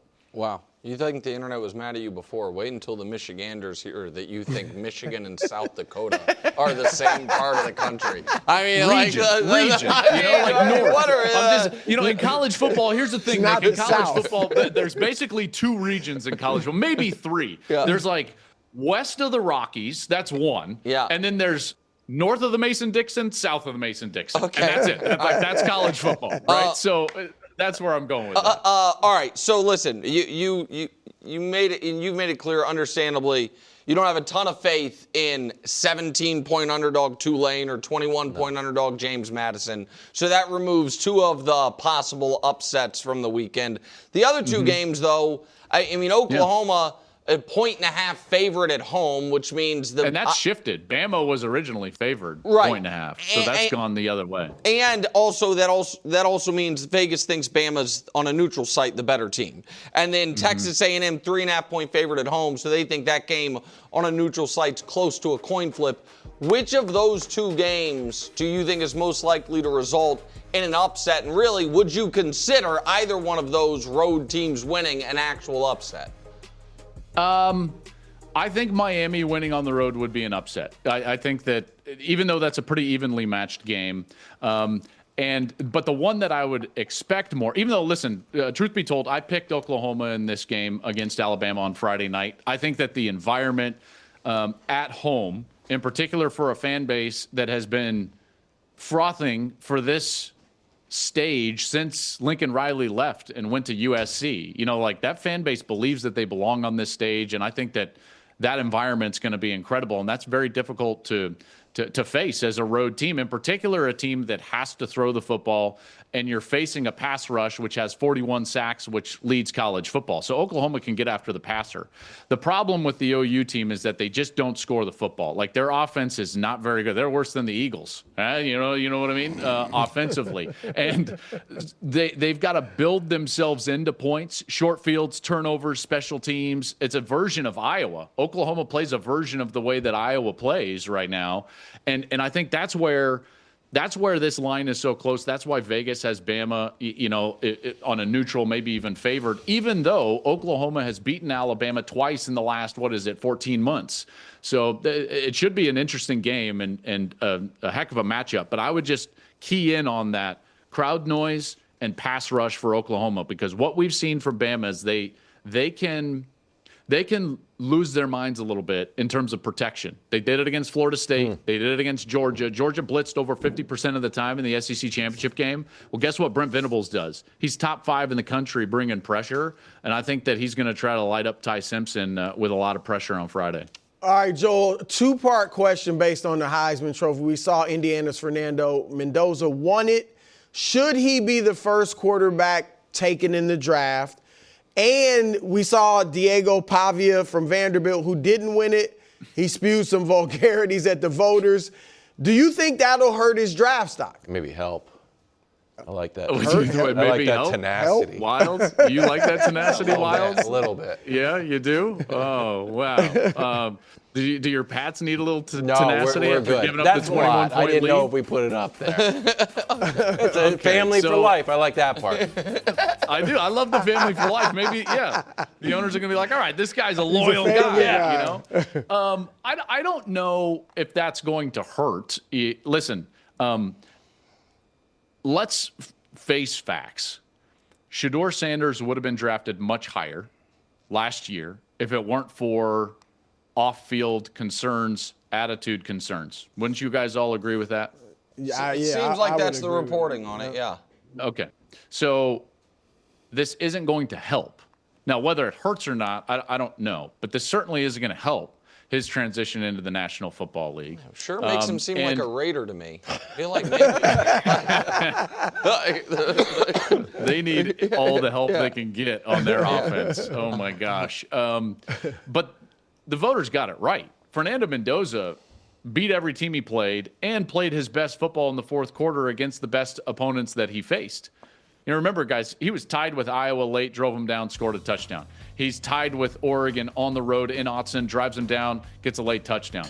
He's behind, has to score a touchdown, sacked, 2nd and 18, drives the length of the field, no timeouts against Penn State. Gus and I lose our minds when Omar Cooper touches his foot down in the back of the end zone. Then against Ohio State, which is what I think clearly the best defense in college football, with 4 first-round draft picks right down the middle of that defense, he puts on a show in the fourth quarter, throws a touchdown pass, 3rd down, he converts. He plays great when greatness is needed. Therefore, absolutely, he should have won the Heisman Trophy. And yes, he will be the first quarterback taken. I don't think that there's much of a doubt. I think the more interesting part of this draft from a quarterback perspective is all the guys that look like they're going to come back to college. Guys, they can make between $3 and $4 million coming back to school. These guys that are proven commodities in college football.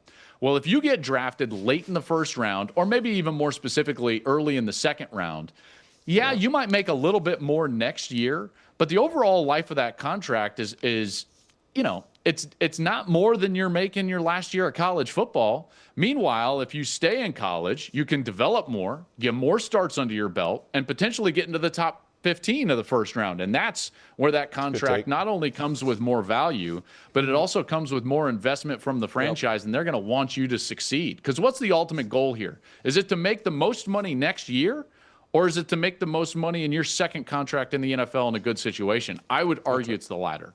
You know, for a guy who hates one shining moment in March, that is an excellent interview. Wilds, you come around on Josh Allen? You know what? Comeback? Turns out, good football player. Get out of Wyoming, he can play. He can throw the thing. Joel, thank you very much. I just wanted one more thing, just really quickly. In the AFC, do we really think that anyone other than Josh Allen's going to the Super Bowl? Wilds does. He doesn't think they're very good. Great job, Joel. They're very good. Wilds, but he's down on the Patriots. They can't stop the run, Joel.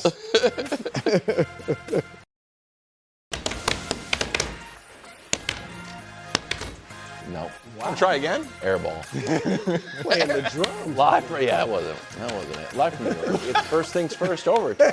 Well, it's a little bit off. Well, it does have to be different, though. Right? Yeah, I think we need something new. No. You know what I'm gonna get you? No. A triangle. God, you're such a like a dinner thing, and it's like a little bit of that. Like, come and get it. You're from the Midwest, out there on the porch. Come and get it. This is what they think of us Midwestern folk. I bet Wilds, I don't think, considers Chicago the Midwest. I do. You're the Midwest. We're the capital. The monsters of the Midway. Three of the four are Midwestern. Exactly. And you're Bro, from from some everywhere. little shipbuilding but town most in Rhode Island. places What did are you in the call it? Midwest. He's from a shipbuilding town in Yes. Rhode Island. Oh, you're welcome for the freedom. First things first, overtime. Today, how do the Patriots bounce back against the Ravens? Don't give up 5 consecutive touchdown drives. Isn't And that how meanwhile- you guys lost the playoff game to the Bills too? But Yes, that was but- 7 consecutive? Great point. I brought that up, and it wasn't. I used that because this was a good loss. That was a bad loss. Got it. Meanwhile, fresh episode of Frenemies. One part friends, one part enemies. And they discuss what the expectations for Stafford are tonight and Sam Darnold. Is going to be a stud or a dud? But right now, we're headed to Chicago. The Bears get another shot at the Packers Saturday night on Fox. A lot of scar tissue here for Danny's squad via The Athletic, Danny. Last 35 matchups, which was the start of Aaron's tenure. The Bears are 6-29. Ouch. I didn't realize it was that bad. Ouch. Here's Ben Johnson. Obviously, hey, I know our guys have been looking for another opportunity to compete against this team. They're hot right now. I want to say last 5 weeks, they're scoring points in bunches. He got after us pretty good. They had 8 possessions and they scored 4 touchdowns, and had multiple explosive plays. And so we're going to have to look to contain that passing game better than what we did that first go around if we want a chance to win this ball game. A lot of signature win talk around here. Are the Bears a legit Super Bowl threat if they win this game? They already are. Oh, wow. Yeah. Now, maybe I have you'd call it a bucket of teams that can win it, or grouping, whatever it is. About 16? I think it's or wide. 14? Yeah, I think it is wide open. I think there are very few teams that, I can obviously make the case for the Bears, but if I'm just doing the negative case for these teams, outside of the Rams, basically everyone has a flaw that I think everyone at this table would agree with. And so if that's the case, now some teams might have 2 or 3 flaws, and you might say, well, this team's flaw is bigger than another team's or whatever, but the Bears have a great coach who's a great play caller with the number 1 takeaway defense in the NFL and the number 1 rushing offense since week 4 in the NFL, and a quarterback who is peaking. They won by 9, but they were a 7-point underdog, so they bullied the champs, the Eagles, on Black Friday. They played the Packers, who everybody thinks is a Super Bowl contender, down to the last play of the game, and statistically that game was very even. If they're not a contender, then who is? Because the Seahawks, their quarterback's Sam Darnold. He doesn't win big games. The Eagles, they got blown out by the Bears. The Bucks, they're 7-7. The Panthers, they're it feels like the Bucks and Panthers are the easiest teams to neg because they have legitimately not been very good. I would take the Bears defense over the Niners defense. I'm not sure. Really? About that. Yeah. I know. It feels like that should be the case given the names, but do you think that is effectively the case given the play this year? I think that the Niners early, with their wins over the Rams and Seattle, their resume on paper is better than what it's been recently. A lot of close games against bad teams. So I personally, and we're going to see it. Next week the Bears play the Niners, so we're going to get to see if I'm right about that. But I just think there's a huge group of teams that are largely the same, and there's a real path for the Bears to be the 1 or the 2 seed in the NFC, which means you're playing January games outdoors in Chicago. Yeah, they're a threat. No, I agree with you in that. When you look at the NFC, the only quarterback you'll definitively say he's going to outplay Caleb is Stafford. Even though Jalen's been great in big games and all that, you don't know if he's going to put up huge numbers in that game. And then you go down the line. In a playoff game, you wouldn't give Jalen the nod? I would feel more comfortable. Jalen he's obviously hasn't got always the great put up resume. big numbers in playoff games. He doesn't No, throw it a lot. He's effectively. I give him the. But I'm just saying, you're not going in that game like, oh, Jalen's about to go crazy, and we're not sure about Caleb. He doesn't. Like Nick's right. If it's a Super Bowl, maybe, but a regular playoff. Yes, but I'm not saying you don't give him a slight edge, but I'm just saying, KW, if you went and looked at his playoff game log leading into those, like the he threw for a lot of playoffs, 200 the yards, playoffs, 220 yards. and also last year. Hold on. Last year in the first round and the second round, I think he threw for a combined 260 yards in those first 2 games. And then the Commanders game, he played well. In the Super Bowl, he played great. And he played well in those games. I'm just telling you. Okay, but the Rams game, he outplayed Stafford, didn't he? No, that was the Saquon game, bro. I think he threw for 120 yards. Okay.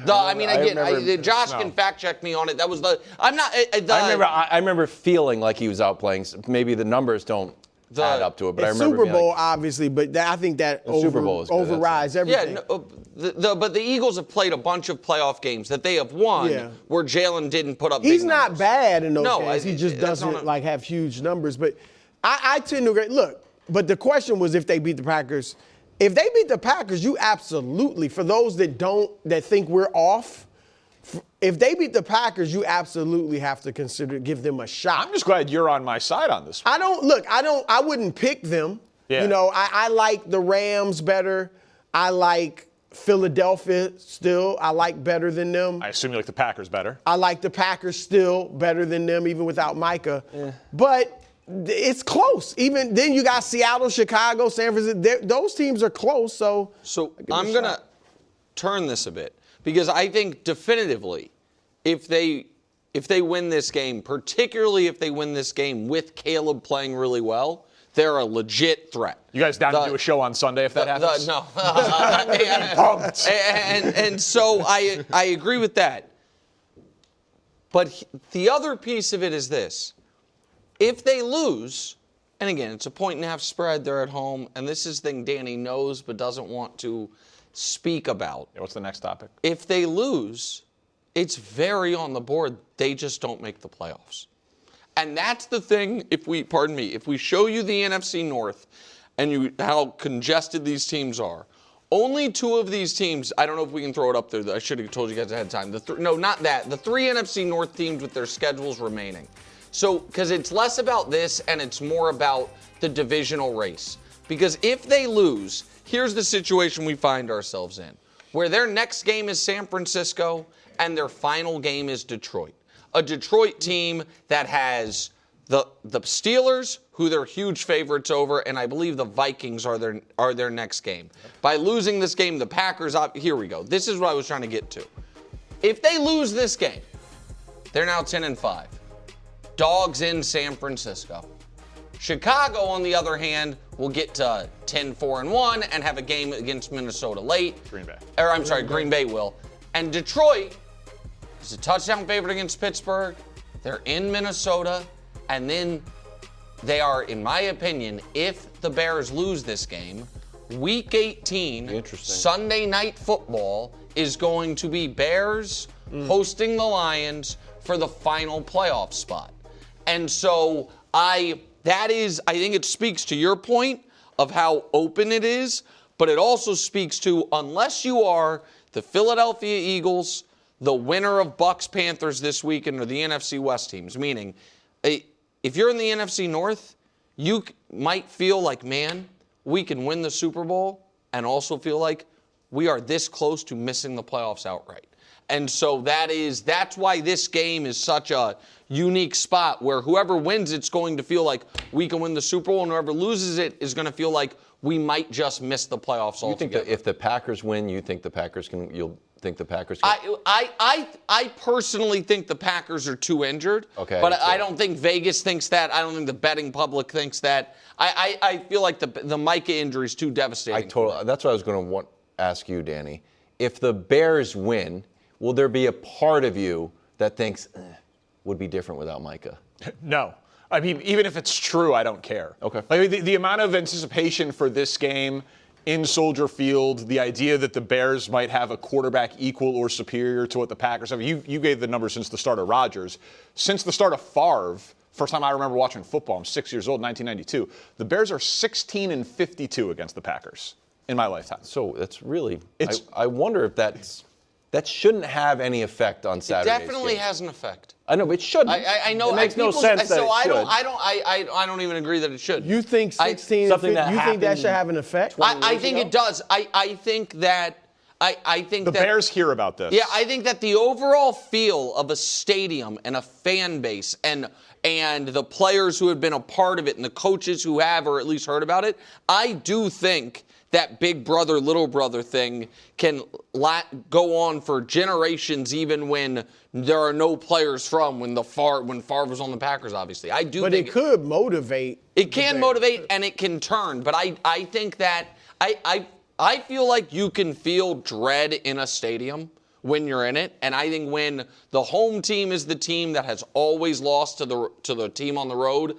sometimes that can have, maybe this is idiotic, but I just believe it, that it can have an impact on actual games. The numbers are so out of whack that Bears by double digits. Soldier Field's going to be rocking. Let's go. Wow. Bears by double digits. Packers Let's go. winning this game. Wow. Okay. Oh, wow. No bet. Another bet? Yeah. Sushi. Patriots in Baltimore. Drake May taking the lessons from a good loss and moving forward. Yeah, he did. Take a listen. Best loss in 3 decades. Well, take a listen to it. Yeah, obviously it stings. It stings when you don't come up on the winning side. But what I've tried to learn in this league is it's on to the next week. Next week's just as important as the last week and the week before that, and it's every week's important and it matters. And just trying to play to my best ability and fix the things that I can fix and make plays and try to fix plays that I wish I had back and try to let it not happen again. Are you expecting a bounce back game from Drake May? He did have 2 touchdowns, but in Drake May world, that's a bit. No, it was his worst passing game of the year by a wide margin, right? Yeah. Not a terrible game, though. No, he ran the ball well, but the second half is really bad. Yeah. And it was his worst game of the year. Yeah, I expect Drake May to bounce back and it maybe to not be enough. I think Drake May is awesome. I think he is on a path to superstardom and being in the conversation for top 5 quarterbacks. I do not think this is a Jaden Daniels, C.J. Stroud situation. I think he's just good and arrived, and he's going to be good for a long time because the things around him are only going to get better. So I think his present is bright and his future is really bright. But Baltimore's good. He's on the road, and they can lose because of their rushing. What evidence is that? Do we have that Baltimore's good? I think in this game, their matchup actually suggests that Baltimore will run all over New England, and it might not matter. I got a little support for you. Oh, let's hear it. The graphic. Oh, this is Like I Danny's say, the graphic. I would love this graphic. Is this the graphic? This is Danny's You graphic. can't Hey, stop Brew. the run anymore, Wild. That's a cool graphic. Yeah. That is fair. You just can't. And they got a guy in Baltimore named Derrick Henry. And Yeah. God only Backup's knows not the bad Ravens, if they can just run Derrick Henry in a big spot, they'd never only give him 6 carries for the game, and then we all pull our hair out. Brew, I don't. I don't look. I feel like the Ravens will win. I am not as confident in them winning as I was that Buffalo was going to beat you guys. Oh. I just had no doubt Buffalo was going to beat you until I saw the first, 2 quarters of the game, and then I'm like, oh my gosh, the Patriots are incredible. Classic. But I feel like Baltimore will win, but this is a game we've talked about, they've put together 1 or 2 good games, complete games the whole year. Yeah, So it's on the table that they I'm disappoint. shocked you like the Ravens in this spot. At what point is a team what they've been? How late into? But I think you would have to give them, looking at the players on that team, Yeah. Lamar, there's always the possibility that he just explodes and is the early season Lamar on Sunday. Okay, but then there's like, also the they don't have possibility time. that the defense goes back to being awful. I don't think there's so. no possibility. Yeah, I don't think so. I'm worried about that. So Because their defense you guys it is their culture to play good defense. Well, they play and the good. second half of the season, they have played good defense. So I don't think that's on the board. I think Lamar and that offense could explode. The Ravens, okay. The Ravens offense was not good last week. It scored 17 points against Cincinnati. They scored 24 because of the pick 6, but the offense scored 17. Lamar, when he threw, was effective, but they called 16 passes. He was sacked on a quarter of them.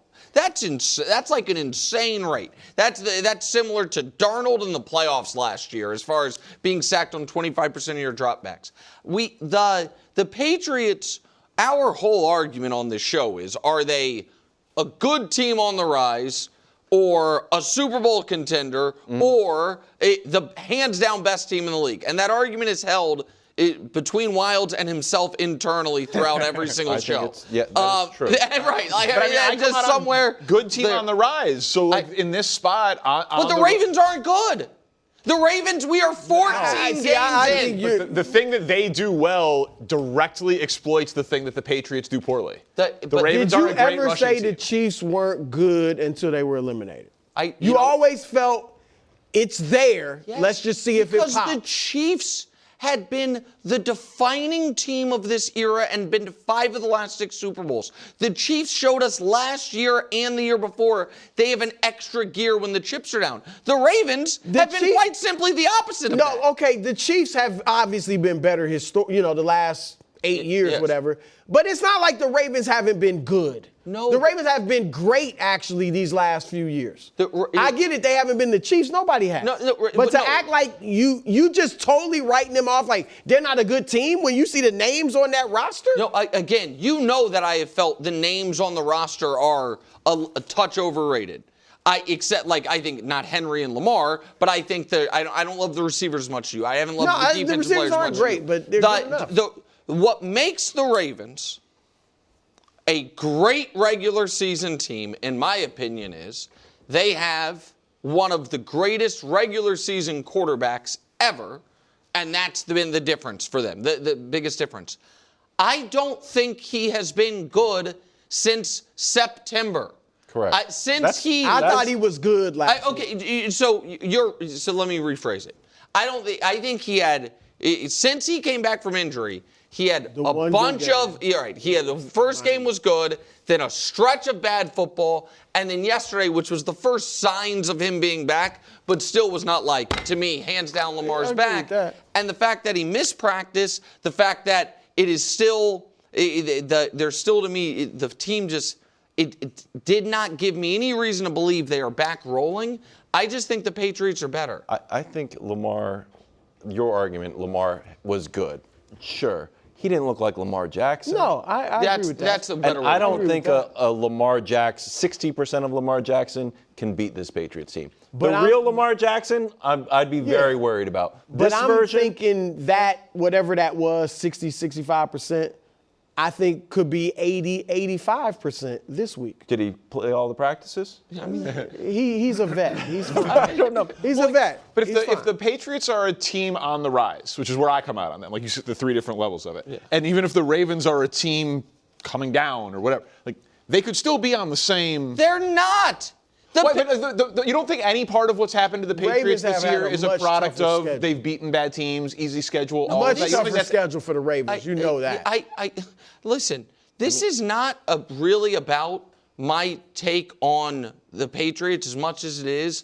I am totally convinced the Ravens are mediocre. I am fully and totally convinced they're mediocre. I think that's not even a hot take. No, they're a 500 team. They're a 500 team that, by the way, lost. A lot of their Buffalo, Kansas City, Cincinnati and Pittsburgh. One of the best Pittsburgh is right now a playoff team. Right. Detroit. They're a playoff team because those are 4 of their losses. No, but they're a playoff team because they've had a way tougher schedule than you guys. I agree with that. The reason they started 1-5, the defense was horrific. But if they didn't have that killer schedule, they wouldn't have been 1-5. But since Lamar's been back, and since the defense they were winning, he didn't play well, but they winning. But then they lost a game they had to have to Pittsburgh. Then they followed that up, or I don't know, it was vice versa. They lost on Thanksgiving to a Bengals team with its first game back with Joe Burrow. I don't think the Ravens are all of a sudden a good team. Then why are you so frightened, Wild? Because he's worried about I'm worried about the real Lamar. I'm very worried about the real Lamar. You know what? It's As you should be. I would be. If we get the Lamar at a passer rating, here is 1, 2, 3, 4, 5, last 5 games, bro. What's his regular season passer rating? It was the greatest in NFL history. Last year was 190. No, but it was overall. It was prior to this stretch. It was the greatest in NFL history. Was it 120s or one? Yeah. No. For his career, it was 104 point something. 47, 77, 65, 71, and then 114. Oh. Now, if it trends up, most recent 114. I'd be nervous. I'm nervous. If the real Lamar shows up, I'm nervous. So preview, this is a Knicks pick for you tomorrow? 1,000%. And this is an upset alert for you? He usually doesn't. I'm not. I'm rooting for the Patriots. Okay. No, listen, I can't. Little fear. I'm a little bit nervous. Lamar Jackson. I respect Lamar Jackson. Even when he's got the sniffles? Yes. It is December. He's still Lamar Jackson, man. I'm nervous. It's a big game for Drake. I also did read he's never lost a single regular season December or January game, but he's missed a lot of them. But still, that is something. Is that true? You know what? I didn't fact check it. Josh, fact check that for me, please. Happy Frenemies Thursday. We're just about 3 hours to kick off between what I would say the first and second ranked teams on Top 10 Tuesday, which I know is what everyone cares about, but also in the NFC. Rams are traveling to Seattle. Both teams, of course, coming off a win. Matt Stafford was asked about the biggest challenge of the short week. Take a listen. Oh, physically. I mean, I think that's the most difficult part, especially this late in the season. Going into our 15th game we'll be playing. You got 14 under the belt, and then trying to turn around and play in a couple days is tough, especially for somebody as old as I am. So that's the biggest thing. Obviously, you got a great opponent that we're playing in a tough environment as well, that not to be discounted. So obviously a lot of talk about Darnold's 4 interception game the last time, understandably, but Stafford's the MVP favorite. What are your expectations for Stafford tonight? I think another excellent game. I mean, I just think he's been the best player in the league this year. He's having the best season. And I think that he has earned the rare distinction of where you now assume somewhere from very good to excellent week in, week out, and you are surprised when you get anything other than that. Like the Carolina game to me was surprising. Now I understand this last game because the last game against Seattle, because Darnold was so bad, it papered over a bit. That Seattle defense really did a nice job against the Rams. That's what I want to talk about. And the Rams almost scored like the minimum possible points given how many bad positions Darnold put the Seahawks defense in. But I also think Stafford understands what's at stake here. Like for a guy his age and with the wear and tear on his body, the difference between having a smooth shot to just through Atlanta and Arizona to being the 1 seed if you win tonight, and a bye and 0 cold weather games the rest of the year versus losing this game, potentially starting the playoffs, on the road in Chicago or Philadelphia possibly, or Green Bay or Philadelphia, and no bye. I think he'll understand what's at stake here and play his best ball. Yeah, I think he certainly understands what's at stake, and they virtually do lock up the division in the 1 seed if they win tonight. But you alluded to it, and I just think it's worth remembering, because this is not a Sam Darnold is on the same level as Matt Stafford point. Obviously, that is not true. Stafford would get my vote for MVP if I had one. But we remember the 4 interceptions. If we just go back and look at what Stafford actually did, it was his worst game of the year against Seattle. And Mike Macdonald might be the coach of the year. This was Stafford in that game, his fewest completions, his lowest completion percentage, and you can see the rest of the stats there. And that's not an outlier for what Mike Macdonald and Seattle's defense has been doing to quarterbacks. They have been, in the last 2 months, they've just been making quarterbacks' lives miserable. This is every quarterback that Seattle's played since that game, week 11, or including that week 11 game, against the Rams. No one has eaten on them. And you go back and you look at that game, it's like, all right, it was 21-19. One of the Rams' touchdowns was a 3-yard touchdown drive. Yeah. The other was a 25-yard touchdown drive. Darnold threw 4 interceptions, and Seattle still had a field goal attempt at the end, albeit a long one, to win the game. I just think these two teams are very, very, very close. And yes, the quarterback edge goes to the Rams, but tonight's game is in Seattle. I think this easily could be an NFC Championship preview tonight. So I think these are teams that are the caliber of an NFC Championship preview. But I would be very nervous about Seattle if I have to go on the road in the playoffs. And so this is why, and I mean, know they're favored tonight. They easily could win this. Like they win this game, they could get the 1 seed in the NFC. Absolutely. But if I understand, the point I'm making is, I think the Rams losing obviously would be damaging, but would not end their ability to make the Super Bowl.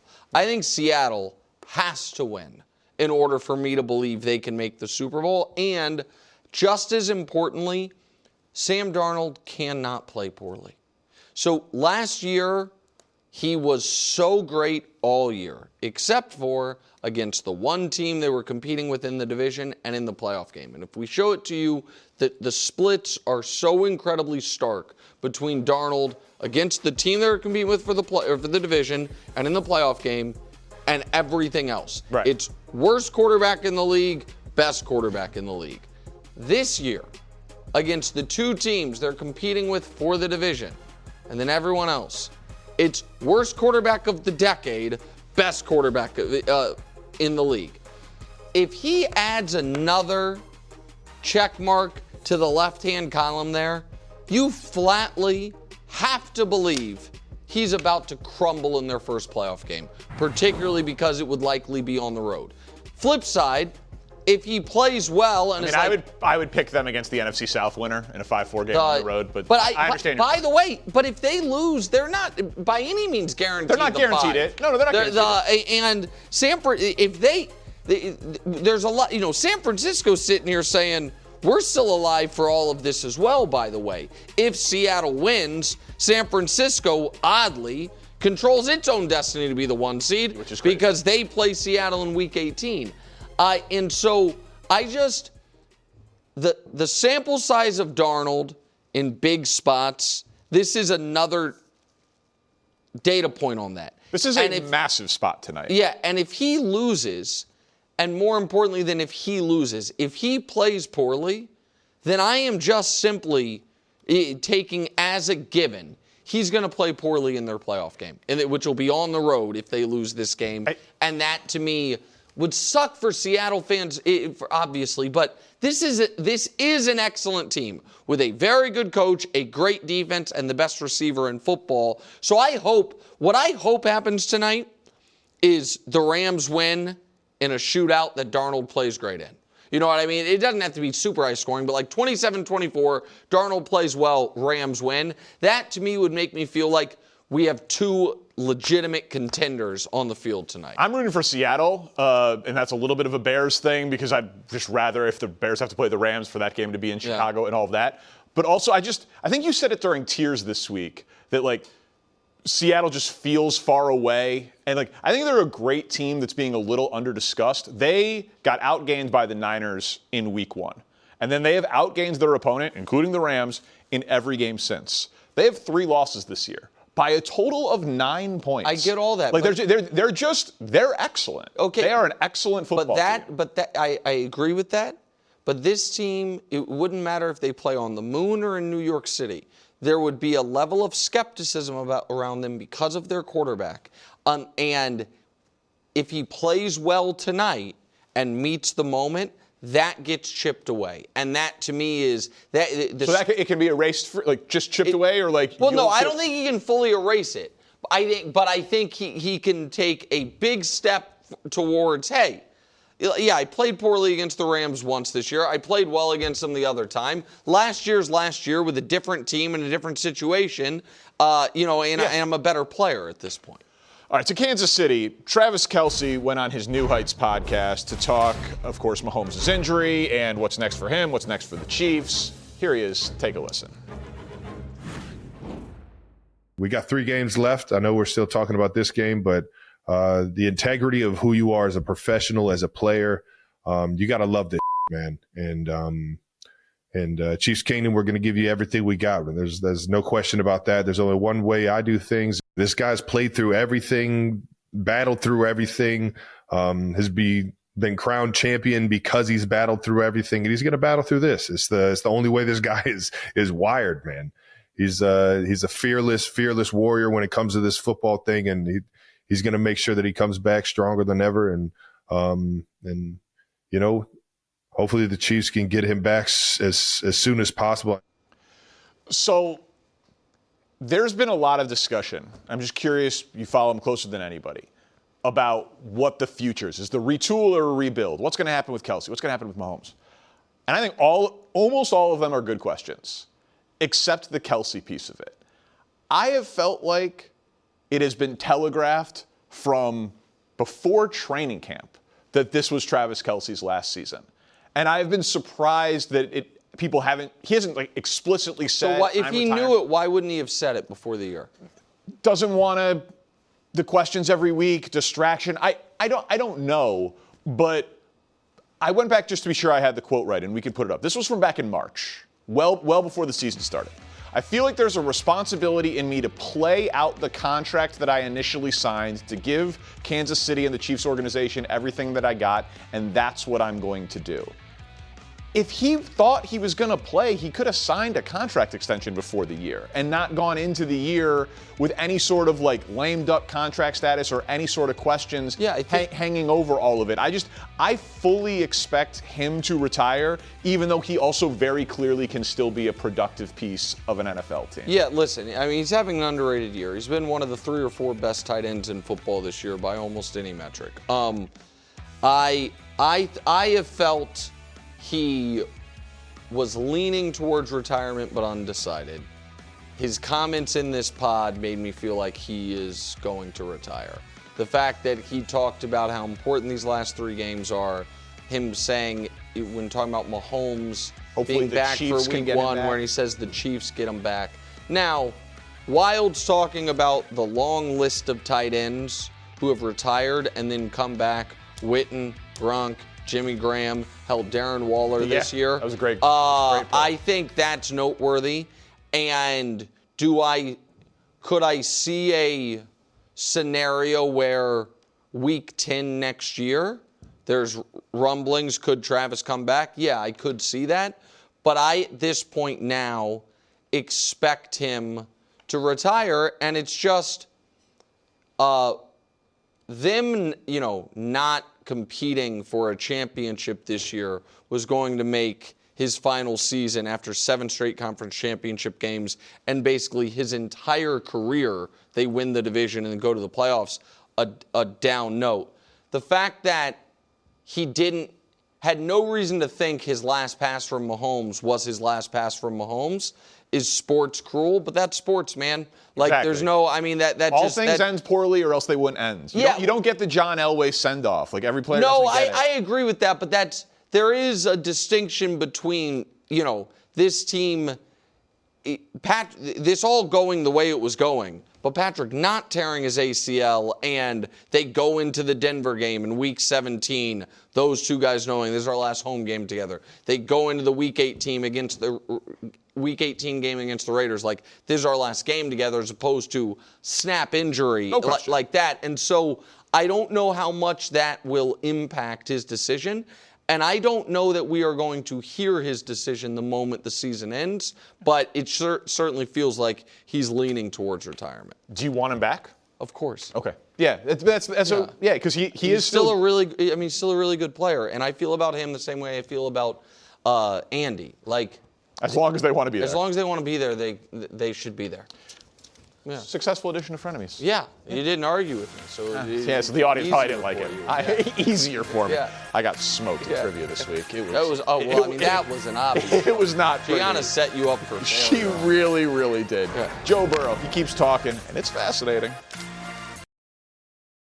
All right, Joe Burrow's speaking, and we're listening. After a couple of instances of, we'll say, cryptic, confusing, open to interpretation comments by Joe Burrow, he was asked at a press conference for more clarification on where he stands with all things football, the Bengals, and his career. Take a listen. Is there any world in your mind where you're not the quarterback of the Bengals next year? I can't see that, no. Did you ever thought about the possibility of not being the quarterback here during your career, or? You think about a lot of things. A lot of crazy things happen every year. Micah Parsons got traded right before the season, I think this year. That is something I hadn't seen in a long time. in the NFL, so crazy things can happen. All right, Willie, what's your reaction? You want to hear this from your franchise quarterback. And I You know, want to? Yeah, because you can't mistake his honesty for betrayal. And for me, this is an alarm. This isn't a panic button. This is a man right now who hasn't been to the playoffs in 3 years, just got smoked by the Ravens, and right now he's looking at a roster that can't compete with anybody, even with him healthy. So for me, when I look at everything he's saying right now, he's like, listen, he's already come out and said, hey, I want to be here, I expect to be here, but we can't win with what we have right now. So what are we going to do? So those are shots at the organization. I don't think it's about his commitment, because you can't question his commitment, because he could have easily taken the rehab process and say, you know what, I'm ready when I'm ready, and we'll see what happens. But he didn't do that. He fought his way back time after time to be here for the team and be a spark. So I respect Joe Burrow. I think he's committed to the long-term future of the organization. But the organization needs to step up and be better for Joe Burrow. See, I don't doubt that he's committed to the long-term future of the organization. However, when you start listening to your franchise players speak in this regard, others who are listening, just like us, but owners of other teams, general managers, they pick up on that and they're like, you know what? Let me start throwing in a couple bid options. Let me ring their phone a couple times. Jackson Darden, 2 first-round you know picks. what I mean? Do they say? It's I'm serious. Like I think you make the call. Yeah. You have to. If you're Minnesota, C.J. Stroud and 2 first-round picks. If you're the Minnesota Vikings and you're struggling and you know you have a guy that he's played with that can bring him like some level of excitement and comfort, like you make those types of calls. So I get it, him being honest and frustrated at the organization, but I don't know if I care for this publicly. You can say it to us, you know, in your exit interviews and all those things. Those are the platforms and the windows that we create and carve out for these types of moments. Look, I'm not knocking him, but I don't like that he's saying it and he hasn't been available, albeit, totally get it, injuries are a part of the game, but if he had been available like last year and then he's making these statements and they struggled the same way they did last year, this year, and he was available for all the games, then okay. Well, I feel like the organization forced his hand. He shouldn't have to say anything. He's forced to say anything because they haven't been successful. And he's playing in a division right now. When you look at the Steelers with the old man Aaron Rodgers, there's stability there. You look at Lamar Jackson and the Ravens, there's stability there. There's no stability in Cincinnati, to the point where people don't even look at Cincinnati as a destination. So he's saying, hey, how can we get better? How can we draw more talent where we can all rise if we're constantly losing year after year? So if he doesn't say anything, who steps up and says something? I hear you. He has come down with a really incredible and compelling case of honesty. Because he is a very smart, media-savvy person. He is. And so you can give answers that are less interesting than that. And he's done it before. Yeah, and so he is choosing not to.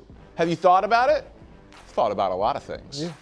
You could say no. Correct. You know, so like, but that doesn't get the job done, D. No, fair enough. Right. But so there's meaning behind it, and we are now all going to guess at the meaning of it. But you guys have played. I obviously haven't, but I have done the media thing for a long time. This will be the biggest story in the NFL this offseason. Because if they do not fire Zach Taylor, and most reports about Cincinnati are they don't pay coaches to go away, and he is still under contract. So the prevailing wisdom is going to be Trey Hendrickson is going to leave. Yep. Joe Burrow is going to stay. Yep. And Zach Taylor is going to stay. And they're not an organization that spends like crazy. Sure. So then we're going to be like, well, so what's going to be different next year? A new OC? Oh, okay. But does that satiate Joe Burrow? Well, does that solve the defense? So my point is, we are going to do a lot of conversations from March to August about, is Joe Burrow happy? What would you give up to get Joe Burrow? How can you win in Cincinnati there? How do you fix it? And so he is, and I agree with you that it's intentional. Yes. He's a very smart guy. Of course. But this is going to be the biggest story in the NFL this offseason because Joe Burrow is clearly unhappy with something. Yeah, and I think that something is that he doesn't have a talented roster that he can travel with and beat the elites with. And I think if you talk about this defense right now, who's been a gaping hole for the last 3 years, at some point in the organization, you're like, all right, I get that we paid you and we got you Higgins and we got you Jamar Chase. We have a fairly decent offensive line and a running back, but defensively we can't do anything. You need a defense this time of year. Look at all the teams we talk about. All Rams, Seahawks. What's one thing that pops up to tape? Their defense. You need a defense to back a good quarterback up. So he's saying, at what point do we acknowledge that we're in trouble in that department so we can travel and beat teams on the road? Yeah, and let alone at home. And a lot of people are going to always allude to the fact that, well, he wanted Jamar Chase paid. He wanted T. Higgins paid. And I would argue there are so many other teams that are in this type of a situation where they have a number one and a number two that is making a lot of money, and they still have found ways to curate a sound defense and put money in other areas on their team to make them a formidable team and roster. And so there's no excuse. I understand the frustration. This is also coming from a guy, and rightfully so, that did take the bag, but is also said in the media, the window is my entire career. That's one of my favorite things I've ever heard a professional athlete say. It's so brutally honest, it was incredible. And it says a lot to where he feels like he is as a player, who he feels he is as a player. And so when you have a player say something like that on a platform, and for all of us to hear and take in, and now he's talking like this, like he hasn't lost confidence and faith in his own ability. He's lost faith and confidence in the people who are running the organization. 100%. Tonight, gentlemen, I will say the game of the year. I cannot wait for tonight's game. I think it's fascinating on a number of levels. We're going to get on the record on it, talk quarterbacks, and make some picks before we get out of here. We're just over 2 hours to kick off. Rams in Seattle tonight. A coin flip game. There's Matt Stafford walking in, backwards hat. He's the MVP favorite. That's my guy. Sam As Darnold. he should be. It's been mentioned. He threw 4 interceptions in the last meeting. I'm going to say it. Darnold's going to be better tonight than he was last Jump time. out there. Yeah. Out on that limb, all by myself. Winner of the game, of course, 1 seed in the driver's seat in the NFC West, ton of things on the line, NFC playoff picture very up in the air. Willie, who you got? I got the Rams. Windy and rainy conditions. I'm going with the team with the better offensive line and run game. I got a graphic to show you. Pop it up for me right there, please. Booyah. They go to the Rams, right? They're just simply better when it comes to running the ball and rushing yards and touchdowns. I think considering that Seattle's left tackle is Charles Cross, he's down for the game. I think you get a heavy dose of Puka, heavy dose of Kyron Williams, and I see big Kobe Parkinson finishing in the red zone. I just see the Rams rolling the Seahawks tonight. Look, I like the Seahawks. The Seahawks really dominated that first matchup in Week 11. They didn't perform great in the red zone, and obviously the giveaways, the turnovers. If they eliminate that and they execute in the red zone, they beat this team. I'm with you. Listen, I think the Rams are the team that should be considered the best team. But if Sam Darnold merely threw 2 interceptions in that first game, they win. He threw 4. They still had a field goal attempt at the end to win. It was from like 60, but still, they had a shot at it. This game is at home. They outgained him in the first game. I think Seattle gets him tonight, but it's a true coin flip game, and the NFC playoff picture is so crazy. Yeah, it's wide open. I saw the Seahawks barely beat the Colts. I saw the Rams roll. Yeah, that is roll true. the Lions. that is true. We're all over it tomorrow, I got to pay off a bet for Bears Packers to Greg Jennings tomorrow. Oh, yeah, I forgot about that. Yeah.